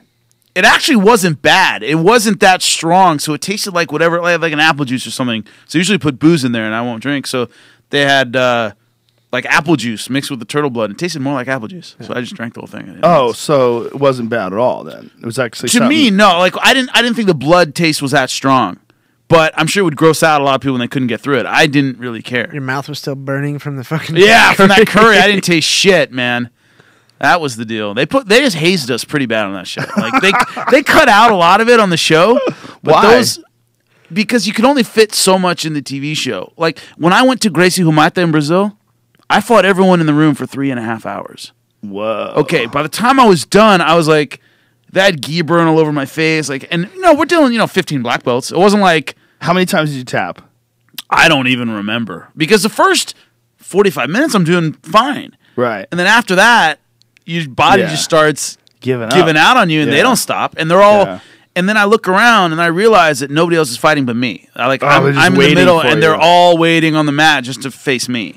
And so I'm just riding the snake for 3.5 hours. That is some annoying shit when you see a dude It's rough, sitting there dude. waiting to roll with you, and he's not rolling. He's waiting for you to get just tired. waiting for And then you. as soon as your turn is up, the bell rings, and then he's like, "You want to go?" And you're like, "What have you been doing for the Yeah. past fucking 10 minutes?" Imagine bitch? a whole class full of that guy. And I mean, like I said, 15 black belts. And it wasn't. I mean, this is the original Gracie Academy. It wasn't like a bunch of chumps here. I mean, these guys were amazing. as good as it gets. Then the next day I came in and they did the exact same thing to me. Oh, my Yeah, goodness. So, like I wasn't moving great by the end of that. Have And you then ever I got not food poisoning. They made me swim out in Ipanema Beach. They want a shot of me swimming. And they said, "Okay, we want you to swim from here to here." And I went, "All right." And then that night I got sicker than I've ever been in my whole life. The sound guy got sick listening to me puke. He was like, he was holding the mic going, like, he got sick. He literally got sick listening to me get sick. Because I was shitting and puking and like, from the water in your mouth. the Just swimming? they had me swim where the favela runoff goes. Nobody told, like, the producers didn't research anything. They just said, swim from there to there because it would look good. And I went, all right, fine. Well, when I went back to fucking Brazil, my and I swam out there. And the local looks at me and he goes, "You can't swim out there. That's where the favela runs off." And I went, "Fuck." Oh, and they go, No, you can't swim out there. He goes, "American? No, you can't swim out there." And I'm like, "Oh, gee, that's why I got so sick." You swam in favela shit water. Yeah, and the next day I had to fight the guy for the final fight in Fight Quest. And I remember standing there and I was so sick that I was you're so sick you're swaying, like you can't stand still. And I was swaying around. And because they wanted footage to cut, I fought the guy for 24 minutes. Oh my Like it wasn't like a God. 7, I was a pro belt at the time. It wasn't a 7-minute match. They had us do it 3 times. So, and this guy was like he was amazing. He was not only was he really good, I was sicker than a goddamn dog. So it was just terrible. So that happened a lot. Like there were a lot of things that just didn't make the cut that were like, That sounds like a "Oh, better that version of sucked." the show. It was rough, man. That's the problem with having a show Yeah. that's got to be an hour. It's got to fit between this time. Like, no, it should be fucking hours and hours long. You shouldn't have to watch all of it. Yeah.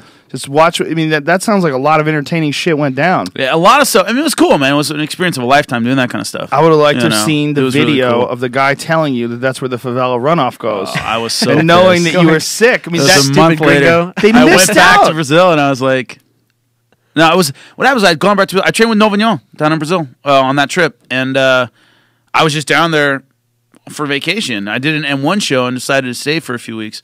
And I went back to that beach, and a local said, "No, you can't swim out there. That's shit water, basically." And I was stupid. like, "Fuck." They missed that I opportunity. got so goddamn sick. It was horrible. Yeah, that's not. You It probably was so still have bad. something in you. I was in the emergency room in Rio, and I was lying on the floor because I couldn't sit up, and a doctor came by and said, "Get him in a room right now." And I'm in the emergency room in Rio, so it wasn't like, I'm out in the middle of nowhere. Like, this is a packed emergency room in a major city, and they went, "Get him in an emergency room right now. Get him in a room." And you had to get fight him the hide- next day. Fought the next day.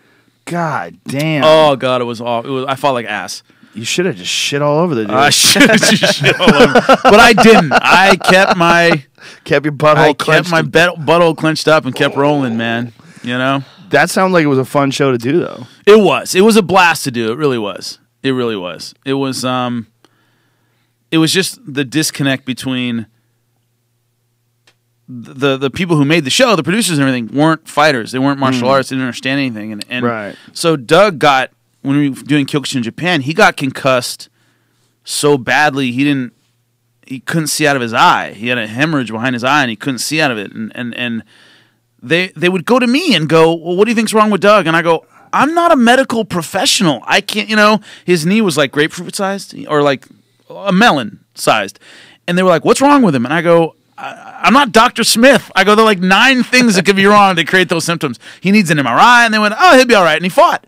Like, they didn't, this wasn't, they weren't staff, registered. Could have been anything. But these weren't sanctioned athletic events. So they didn't test us for anything. If we could get out there and fight, we fought. That is a They problem just with didn't have reality any. TV. That's the problem with reality TV. Is there's no, I remember, a producer doesn't know. Like, is that safe?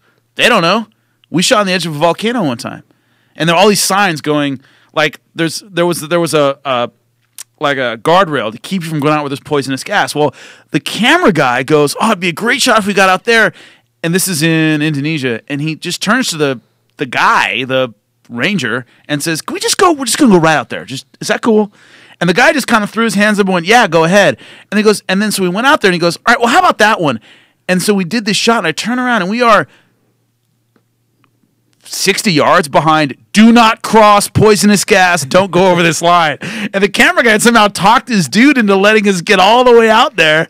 And the guy starts talking, and our translator turns to us and goes, "Yeah, there are rivers of poisonous gas around where you're shooting. If you fall, that's it for you, basically." And I'm like doing stuff on the top of this mountain, and they're like, "Yeah, if you fall, that's it for you." And the producers Sulfur don't give gas. a fuck. If They think do it's not good for care. the show. If it's good for the show, goddamn it, get your ass out there and do it. That's the attitude of reality TV. That's too. the attitude. So it was this combination of fighting and reality TV. So it was interesting because they don't know that, and I had to go, "Hey, Doug needs a concussion check," and they went, "Well, I said we need concussion checks after we fought 5 guys in the Kyokushin final.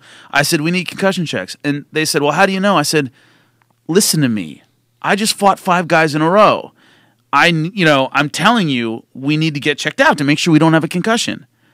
And they're like fighting me on it. And I went, "Look, we need to go to the emergency room. We need to get concussion checks." We both got kicked in the head. They were fighting I feel you on fine, but the whole point is I shouldn't know the difference.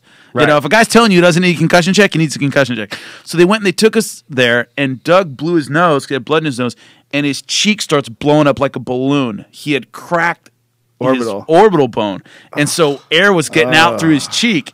And so he goes, "Is there something wrong with my cheek?" And I hit it, I pushed it, and it was going like a Rice Krispies because there was air bubbles in there. And I went, "I think you cracked your orbital bone, bro." And he's like, "Oh, shit, okay."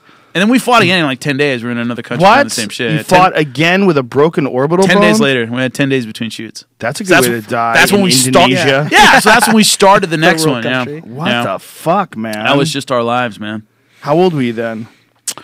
I turned 30 during the show, so I was 29 for most of it. So you were young enough to be talked into something really fucking stupid. But I also, like defensively, like Doug really got beat on my co-host on the show because I had fought professionally. When I'm in deep shit in the show, I would put my hands up and move my head, and I've been around the block enough to know that when I was outgunned, I was fighting a heavyweight. Okay, fine, I can Cover up and not go get hurt. straight defense. He had no idea how to do that and would just get hammered. When What was his background? none. He was a military guy. He had been in Iraq and had been a bodyguard in Iraq and had done like some amateur fights. So he just didn't have the wherewithal to go, when you're fighting 6 guys, I'm going to make it look good for 3 of those guys, and then for the rest, I'm slipping and moving, and I'm working on using my defensive skills. He didn't have that skill set. So when the water got too deep, he would just get hammered, hammered. And I'd have to talk to producers and go, you can't. One time we were in Indonesia, and he's a real jovial guy. He's a lot like you. He's a joker. He's a smaller guy, so he's funny. And he was just depressed, like to the point of like he wasn't the same dude. And the producers went, "What's wrong with Doug?" And I said, "He's getting beaten up every fucking week. You can't put him through this physically and mentally every week. Like, he's starting to break down, and we're on like week 6 or whatever it was." I go, you can't. It's like at the gym, like when you get hazed, that's fine. If you haze a guy every day for a month, he starts just falling apart. You can't. I mean, every good coach knows that. Like, you put you go with guys that are higher level, but at a certain point, give him those times where he's feeling good. And if you don't have those, you start breaking down, and Doug started just breaking down. Well, there's also your whole That was hormonal system gets fucked up because of head trauma. bad. That's what they're finding out, man, about head trauma. Head trauma. Pituitary gland just doesn't produce the chemicals it needs when it gets smashed by a shin kick. It just doesn't work the right way. Which is the big argument about this TRT shit. Yeah. Because they're saying if these guys need TRT, There's could be something wrong. because they're getting kicked in the head all the time. It's either that or steroids, or there's a medical issue on top of that. So how many people have that medical issue? It's a small percentage. Most of them, hypogandism. Yeah. gonadism, whatever it is. Hypogonadism. Most of them, it's either steroid abuse or they've getting hit in the head too much, or weight cutting. Weight cutting is a big one too. I had a doctor telling me, he goes, no functioning athlete should need TRT. He's like, if you need TRT, something's wrong. Your endocrine system is screwed. There's something that's happened to fuck you up. Yeah.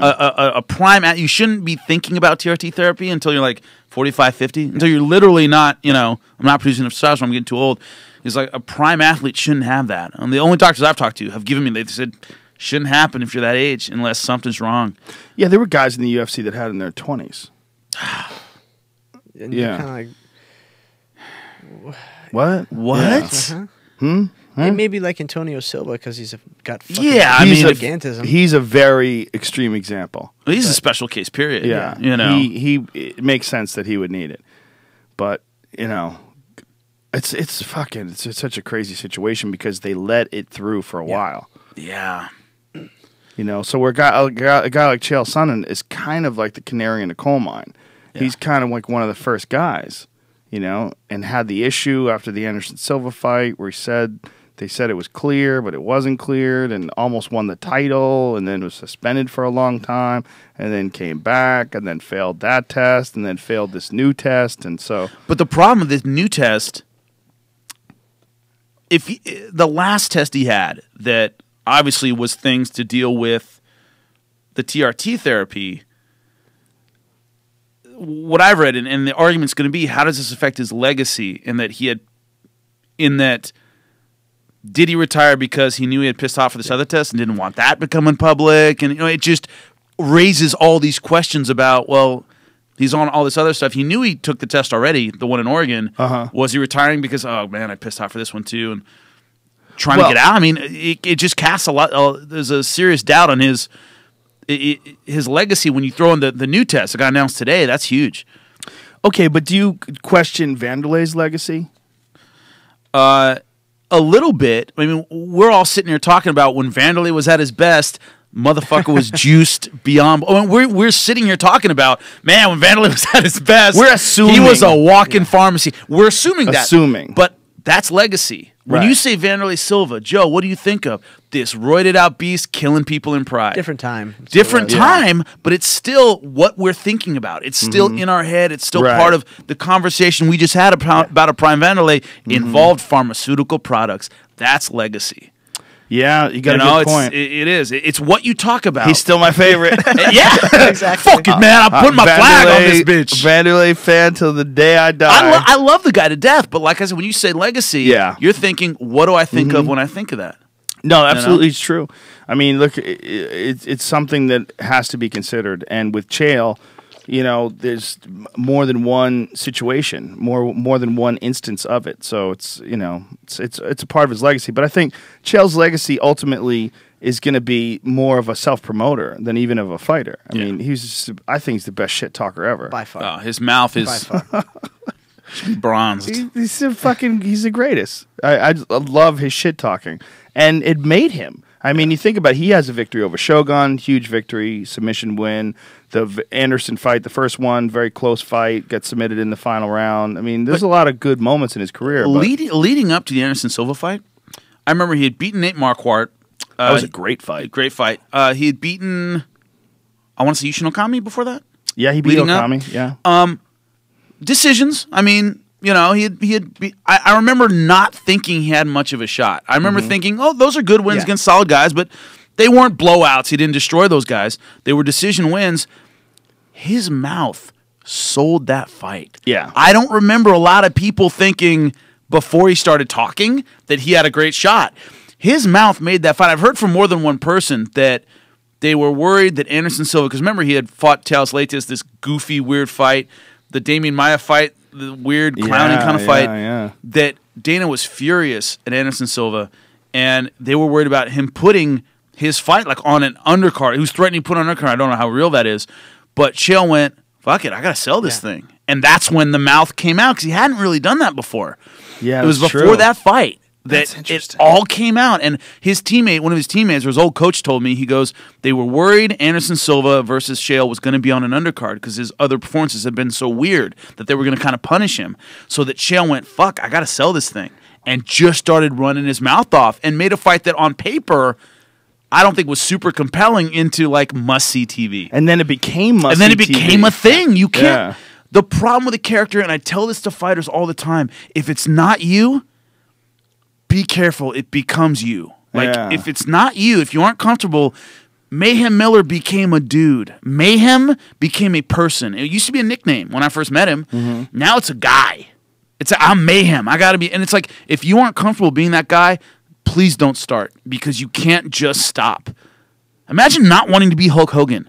And when people come up to you and go, hey, you have to be Hulk. He can't be whatever his name is. I'm ready to do it right now, bro. Yeah, hey, brother. You can't not be that. Pack. I can't not be that guy. Yeah. So I tell fighters, I go, be careful with that shit. That's because once you start, you cannot stop. The Ultimate Warrior died. The Ultimate Warrior. The Ultimate Warrior died. The in a Ultimate fucking Warrior basement in his mom's basement. Ma, fucking meatloaf. You know, where my warriors Oh, seriously. That's so true. You can't just turn it off. The Iron Sheik can't go, you know what? I'm really sick of this shtick. He can't. so He's got to true. be that guy, or else don't start. Don't create a character to hype a fight, and for the rest of your life, you are Hulk Hogan, or you're the Ultimate Warrior, or you're some character you don't believe in, because it won't go away. That is hilarious. People will talk to you and be disappointed that, man, you're pretty normal. I'm just one of the things that I really liked is that people, fans of Fight Quest, met me and went, wow, you're not that different. Like, you're not any different. Yeah. Like, the show is just you doing stuff. People who see my commentary and meet me in real life go, well, you're not any different, really. I don't have to create a guy that I have to be when people come up, and I got to be Fight Quest Jimmy. Like, I don't have to be that guy. Bobcat Goldthwait struggled careful with with that that. forever. Bobcat, for the longest time, you know, his comedy act, he would do that, like he would deliver his punchlines like this, and then after a while, I mean, he was hilarious, but after a while, he got tired of fucking doing that. He had a great comedy DVD called "Is He Like That All the Time?" Do you remember that? Yeah, Bobcat Goldthwait. Is he like that all the time? Yeah.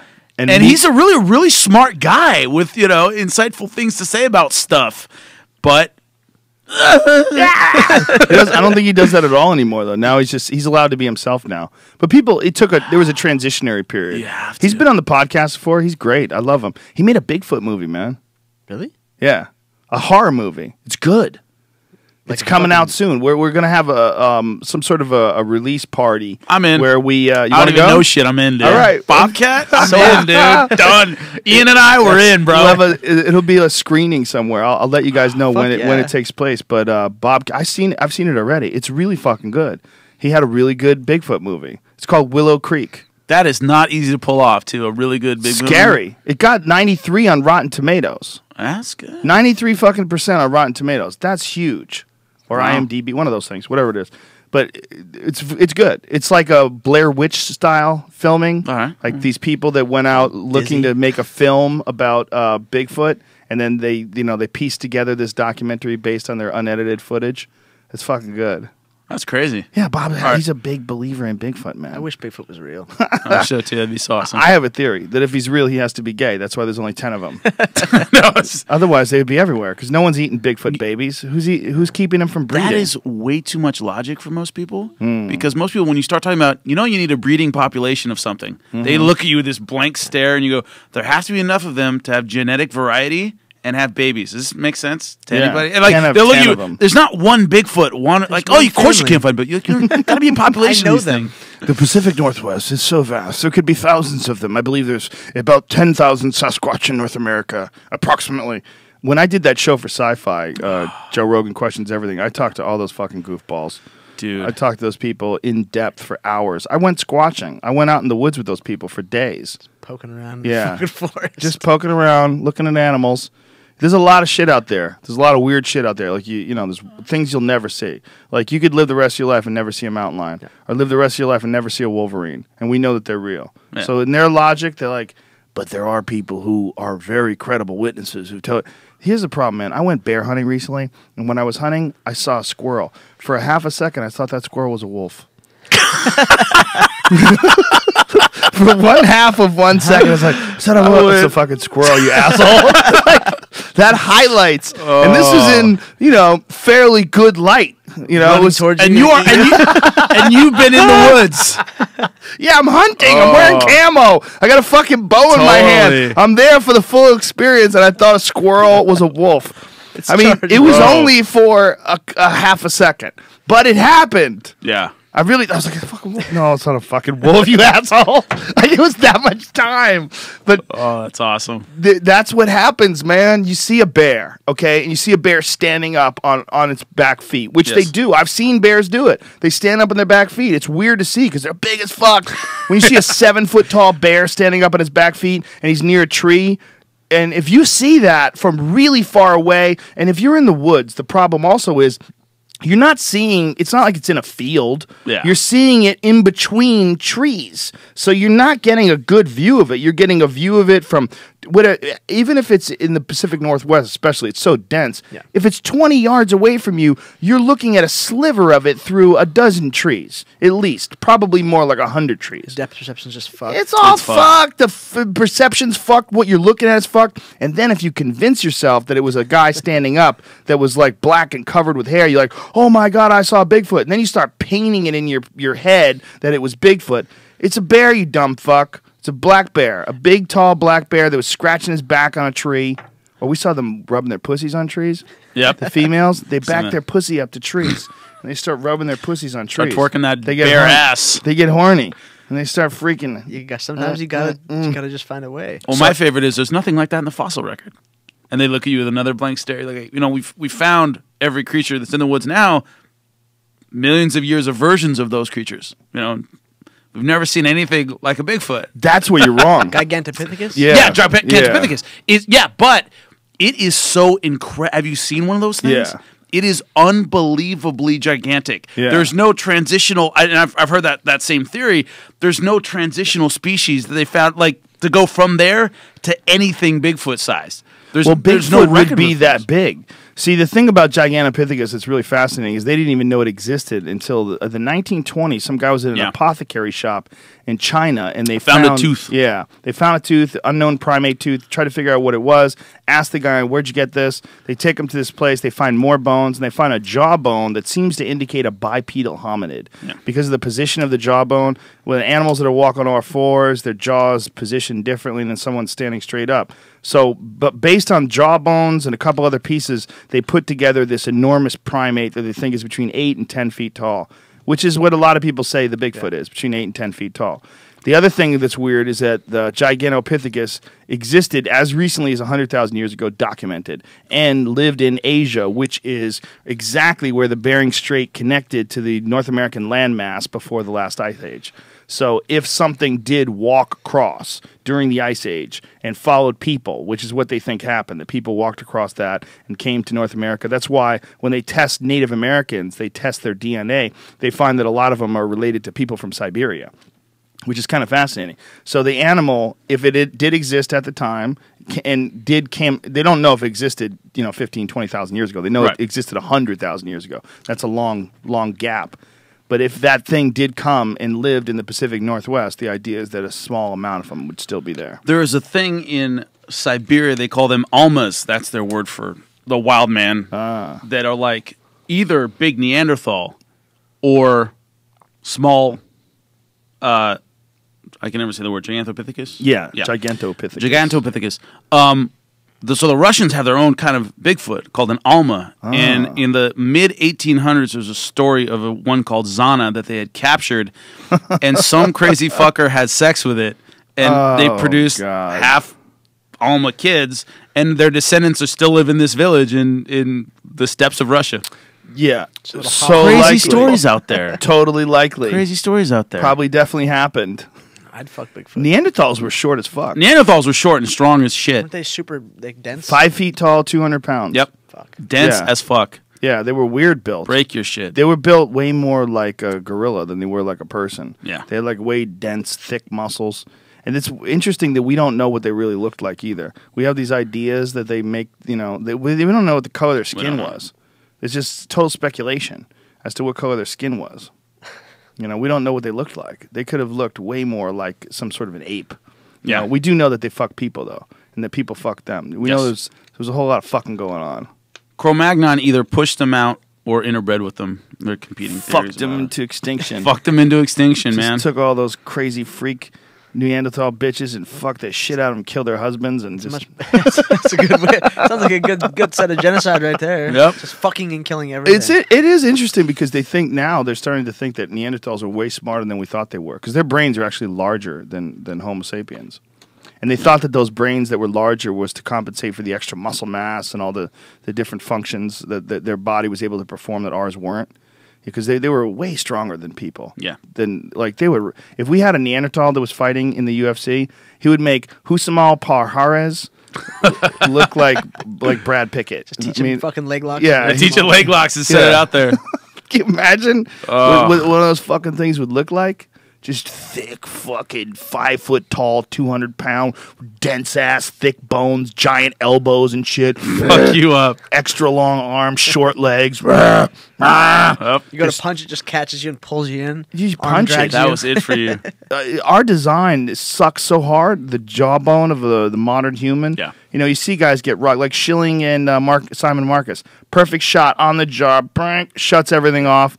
Not Neanderthals. Nope. It's like punching a forehead. Part of the reason their heads were shaped differently is they had extra attachments here for neck Yeah. muscles. Also for biting Oh. raw meat Just chewing through fucking wood, through man. hide when they didn't have time to invent knives. Just fucking chewing through a fucking woolly mammoth's face. Jumping off a rock and trying to fucking take it down. Yeah, that's not a good way to live. They don't know what fucking killed those people off. It's fascinating. They Yes. could have also died off at the end of the Ice Age, they think. Because Neanderthals, I don't know if they know when the last ones existed, but they think it's as recently as 40,000 years ago. Yeah. I think that was the most recent explanations or ideas. But that's also like 10,000 years ago is when the woolly mammoth died off and the saber-toothed tiger. And that's also that coincided with the end of the Ice Age. And so there's a bunch of guys that think that happened because of asteroidal impacts. That it might have wiped off a gigantic slice of the population. And Neanderthal might have been too stupid to survive. I don't know if that makes any sense, though. I like the fucking theory better. The fucking theory is a little more awesome, I must say. Could you imagine if we found Neanderthals, though? And they would be technically human.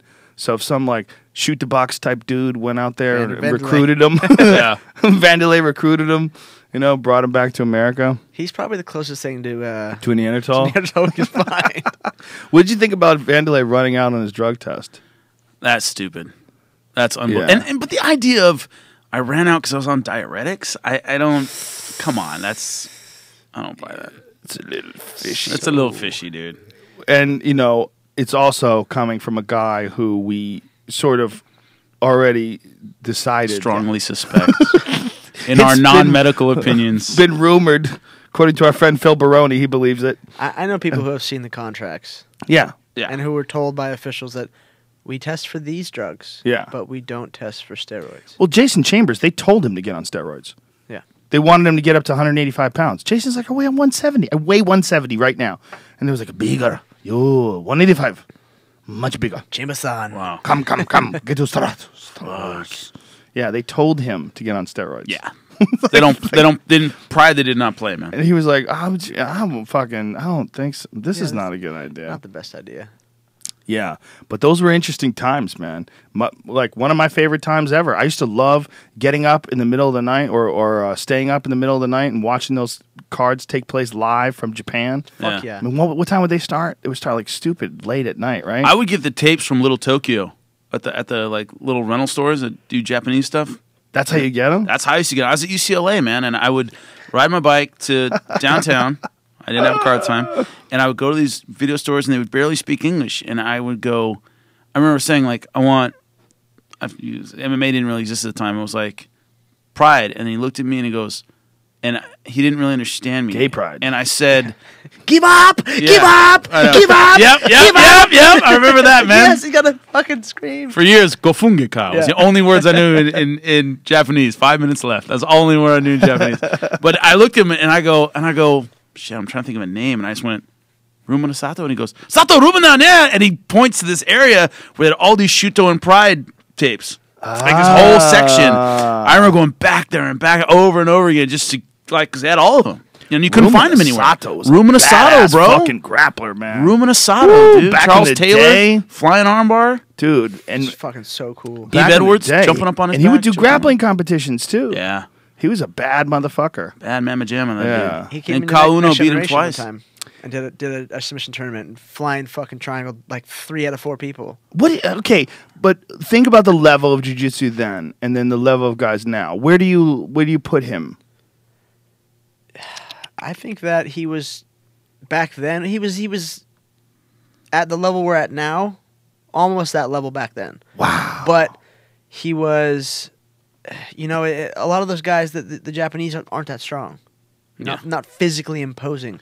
So I think that's once- why they have trouble in the U.S. a lot of times. once you get the super athletes who are physically imposing that just get just as good, sure they're slick, but and they have that like one shot, one kill, I'll die before I give up kind of attitude. Mm-hmm. They just can't deal with the physical strength of American fucking muscle, shit like that. That's I interesting. totally agree with that. I think like if you look at the guys like There's no Japanese Mark Coleman's. Fujita was as Not close as really. it got, But that's yeah. as close as it got. I can think of. He was pretty close, I guess, but it was just a different sort of thing, right? That judo kid, but he never panned out to be.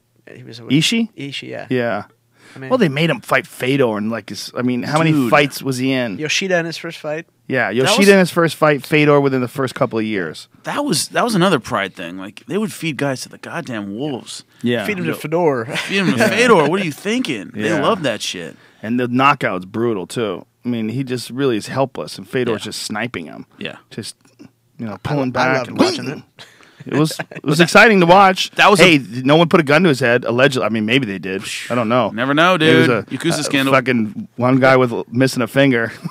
Dude, well, it's that was another knock on Japanese fighters. They come to the U.S. and they're big in Japan, but they can't do well here. It's big physical wrestlers, man. It's hard to overcome that with that Japanese, like you said, kind of balls out submission style. We're going hard for the submission. If you don't get it, you gotta put your head through the ground. Also, the You know? weight cutting aspect. They didn't really. They don't weren't cut. cutting weight. Nothing like Americans were cutting No. weight. So you would see guys weigh in, and they see the guy they were fighting. Like, what? That's Yeah. crazy. Like Sakurai and Matt Hughes. Perfect example.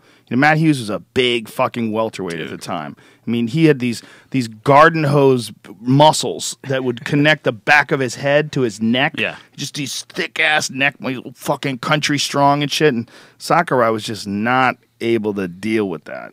It was just a different kind of athlete. And he had good fucking passing ability, good jiu-jitsu. Very good jiu-jitsu. He was the first wrestler, in my opinion, that really learned how to not just take guys down and ground and pound them, but learn how to hit things like that far side armbar that he hit on George St. Pierre when George St. Pierre went for that Kimura. He had good jiu-jitsu. Yeah, he did. He had real solid skills. Good defensive skills, too. Like the Frank Trigg rear naked chokes. He could put guys away. He could choke guys. And that Sakurai was just not big enough to fuck with him. Couldn't handle him. Sakurai had some good fucking kicks, though, too. Big-ass legs. Yeah. Good leg kicks. Fast, accurate. Love So watching did that guy Sato. fight. But Sato, he was one of the first guys, too, he saw get a little chinny. He started to go towards the end of his career. Just, When Call Uno yeah. Yep. clipped yeah. him, bing, where am I? Yeah. In their Yeah. rematch. Knocked him right out. Yeah, man, how about Kyle Uno? What a Love badass that guy. motherfucker that guy was. Love that guy.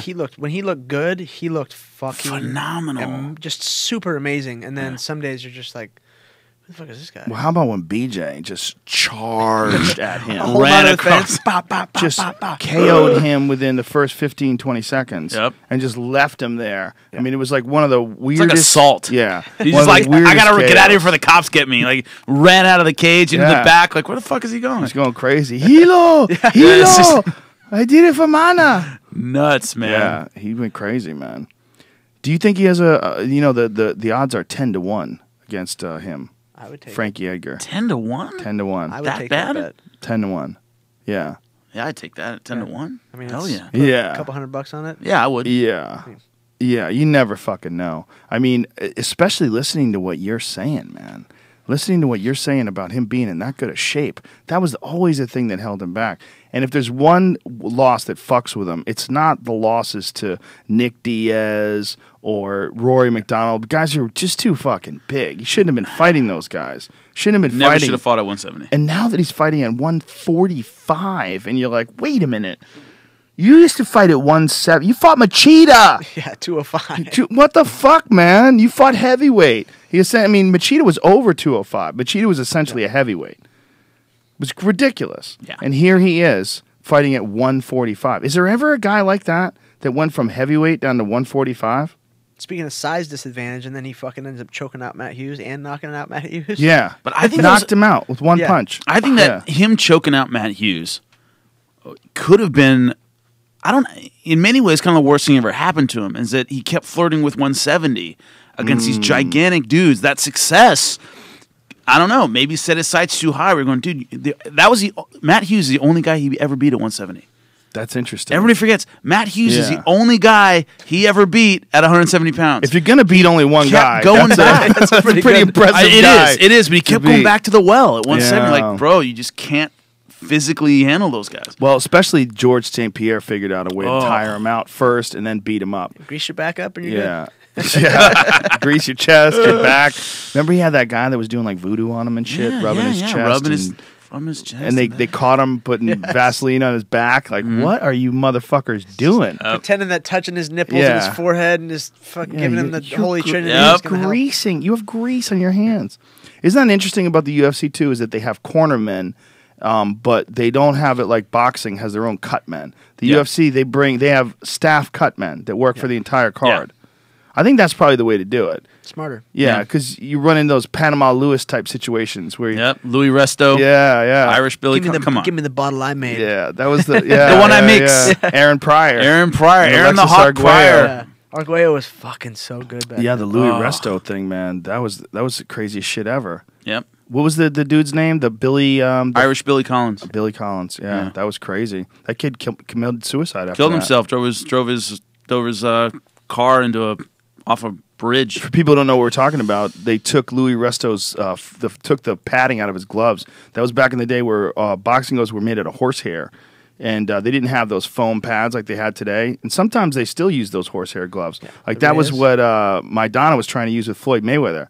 Really? And they were like, "Bitch, you're not using these fucking gloves." Did you ever see that video where No, I Floyd didn't see it. Mayweather, but the day after, I know of they the had a problem weigh-ins, with the gloves, They had but a I- real problem when Mayweather was putting. He goes, "It's real simple. We ain't using these motherfucking gloves. Like it's real. I feel my fucking knuckle. We ain't using these motherfucking gloves." Yeah. And they're like, "Don't be scared." And why are you Yeah. scared? Like, be scared, bitch. I ain't scared. I have 49 fucking fights. All right, we're not using these gloves. Also, dude, my hands are worth $78 million. I'm Yeah. not breaking them because And not letting him Yeah. like have those gloves. That was the like big getting hit thing. with a hammer. Maidana's a vicious fucking puncher. Yes.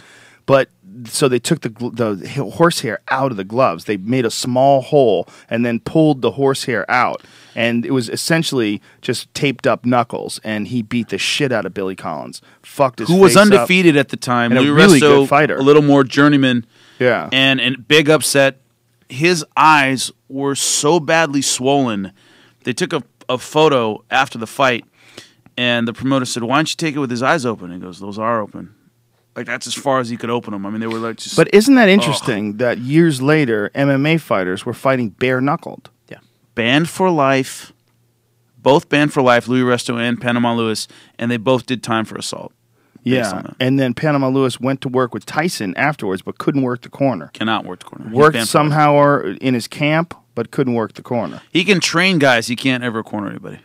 So is he still doing that to this day? Is To he this still day, alive? he's still doing it. Wow. Louis Resto never got it. Well, Billy Collins killed himself, spiraled into depression, killed himself. Louis Resto, in and out of trouble, homeless, drug addict, never got it. You know, just That had I to saw a fuck with him documentary forever. where he tried to talked to Billy Collins' dad, and he wouldn't have it. Oh. The mom forgave him. The mom and sister my forgave him, but God. the dad wouldn't have it. And he confessed during the thing too that they'd wrapped his hand in like this plaster stuff. The same shit that probably Margarito. Yeah. Yeah. That Margarito shit. That was in the fucking 2000s. Bleeding Yeah. out of his ears, bleeding Yeah. out of his eyes, his Yeah. mouth, his nose. I mean, and then And that's then- fucking. That's almost. That's assault with a deadly weapon. I don't get why. And also, I never got why Louis Resto and Panama Lewis went to jail, banned for life. Margarito gets caught trying to do the same thing, and it's Yeah. not Got a attempted assault. Like suspension. it's not. He got a suspension, but dude, Louis Resto did time for that. I mean, Panama Lewis did time. It was for Shane Mosley that beat the fuck out of him, right? beat the piss out of him after Yeah. they found out they wouldn't let him use the wraps. Yeah, they changed put his new wraps. and he got the shit kicked out of him. And it was almost like Shane was like torturing him, like he was punishing him for that. And that was Great an fight it for was Shane. it was a great fight for Shane. That was Shane's last great fight too, Yeah. by the way. Yeah, totally. He Apparently- fucking pistol whipped him bad. Apparently, Shane's a little punchy now. Yeah. Yeah, people who have talked to him and interviewing him now, they say that it's he had a few too many. Yeah. You know, probably that Margarito fight should have been the last one, Didn't help. but he fought Canelo after that, and Fought Mayweather. yeah, Yeah. Mayweather, Canelo, but the Canelo one apparently was That was was a a beating. beating. That That was kid's a beating. fucking tough, man. Fuck yeah, and better all the time. Yeah. Getting that Floyd Mayweather fight was a good fight for him. It was. Taught him a lot of shit.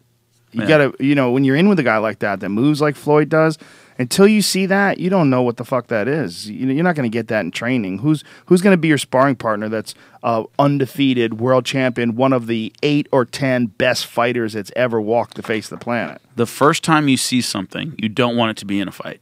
Yeah. You want to have seen that before at some point in training. You know, I play chess. I really like. Yeah, that's Billy Collins after the fight. Wow, with look at his his eyes open. face. His eyes are open right now. That's so fucked. But that's as good as it would get. Oh, my God. That's so fucked. That's so fucked. Jesus. Never the Wow. same. Yeah, he went blind, right? He was lost some of his vision. Lost some of his vision, and he was trying to sue. He tried to sue basically the commission for not catching the gloves because his dad, at the end of the fight, you see it. Louis Resto goes up and shakes hands with Billy Collins' dad, who's his trainer, and he feels the glove. And he goes, wait a hey, and he gets a commissioner, but he starts yelling, this glove's half the padding's out of it. He shook hands and felt the glove. Yeah. And he tried to sue the athletic commission for letting Louis Resto fight with the padding removed from the glove and not protecting his son. So it kept Billy Collins from fighting because they were suing. Yeah. And so he was just sitting around and just getting worse and, got depressed, and that was all she wrote. Wow. That's Fucking fucked. shame. Yeah. Yeah, and Panama Lewis is the same fucking guy who gave Aaron Pryor that Bottle I extra- mix. the bottle he mixed, Yeah. and he came out against Alexis Arguello and just supercharged. Yep. Like whatever it was in that Yep. bottle. Louis Resto said that he used to give him they were asthma pills, crushed up asthma pills. So it would get your breathing back. Basically amphetamines. Crushed up amphetamines they used to treat asthma. Isn't it interesting that both Aaron Pryor and Any more trivia, just let me know. There you go, trivia Tweet me. master. But both Aaron Pryor and Louis Resto became drug addicts. Yeah. Isn't that interesting? And Alexis Arguello. Did he really? Big struggles with cocaine. Really? Big struggles. Killed himself in Nicaragua. But wasn't he like a politician in Nicaragua? Yeah, there's some suspicion about Yeah, and His he death. like it wasn't like a gunshot wound to the chest. which is pretty weird for suicide. Yeah. But that's the official story out of Nicaragua, is that he killed himself. Well, a lot of boxers, especially, they wind up with depression, from just the repeated trauma. And cocaine. Cocaine also. Cocaine's no bueno.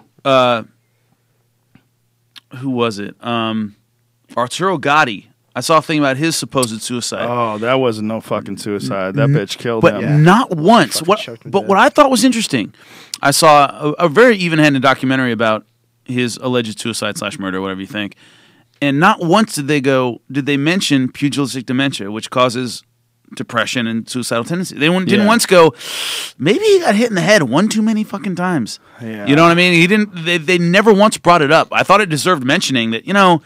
His brain had to be pudding at that point. But didn't he have wasn't there like at some point in time, wasn't there during the incident, whatever killed him? Yeah. Wasn't there a head trauma? Like a big He thing? had gotten in a fight that night. That's why they had argued. He had gotten in a fight on the street in Brazil.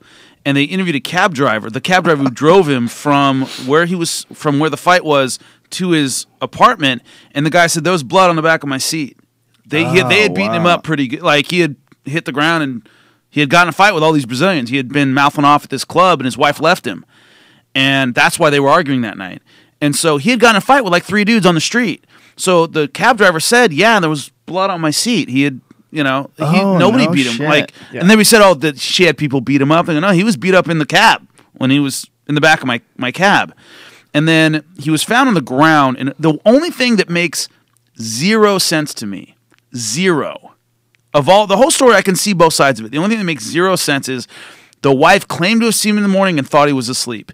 If you see the photos of Arturo Gatti, which I have, on the ground, he's dead in a pool of his own blood.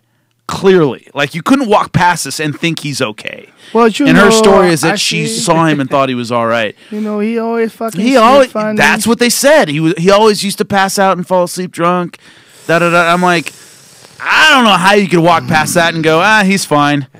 You know. You okay, honey? You okay? All right, good. I'll make some coffee. And that's her story, but hooked up with the wrong bitch. It's an interesting case, to say the least. It's a sad case. It's a very sad case. But when she got out of jail, did you ever see the photos of her out of jail? She was like smiling and laughing when they released her. That was family was not pleased about that one. Although if I got let out of a Brazilian jail for any reason, I'd be smiling and happy too. So I don't hold that so much against her, because I'd be thrilled that I'm not indicted for murder in Brazil. I'd be thrilled. Isn't it kind of fucked up that case. he was a guy who was like sort of, his career was dwindling down. He wasn't gonna be like the top of the food chain, Floyd Mayweather type fighter, but he found another guy that was on his level, and that it became one of the first trilogies, one of the first series of fights where everyone knew these guys weren't going to win a title. Yeah. So it was like one of the first fights where it was just an awesome fight because they matched up together well. It wasn't an awesome fight, but Mickey Ward wasn't going to be a world champion. Arturo Gatti wasn't. He had a title at one point in time, but he wasn't going to be the best in the world. Everyone knew. And that was the thing about boxers, is we always wanted to see an undefeated fighter. And we always wanted to see a guy fight for the title. Like, the thing about Rocky Marciano was always that Marciano died 49-0. Yeah. He was the best. Marciano never lost. Well, in boxing, that was like the first duo. Those two guys going at it, the first matchup where we knew that they weren't going to get a world title, but we still wanted to see it. Yeah. What's different in combat sports, that's unique in combat sports, is different than in other, especially team sports.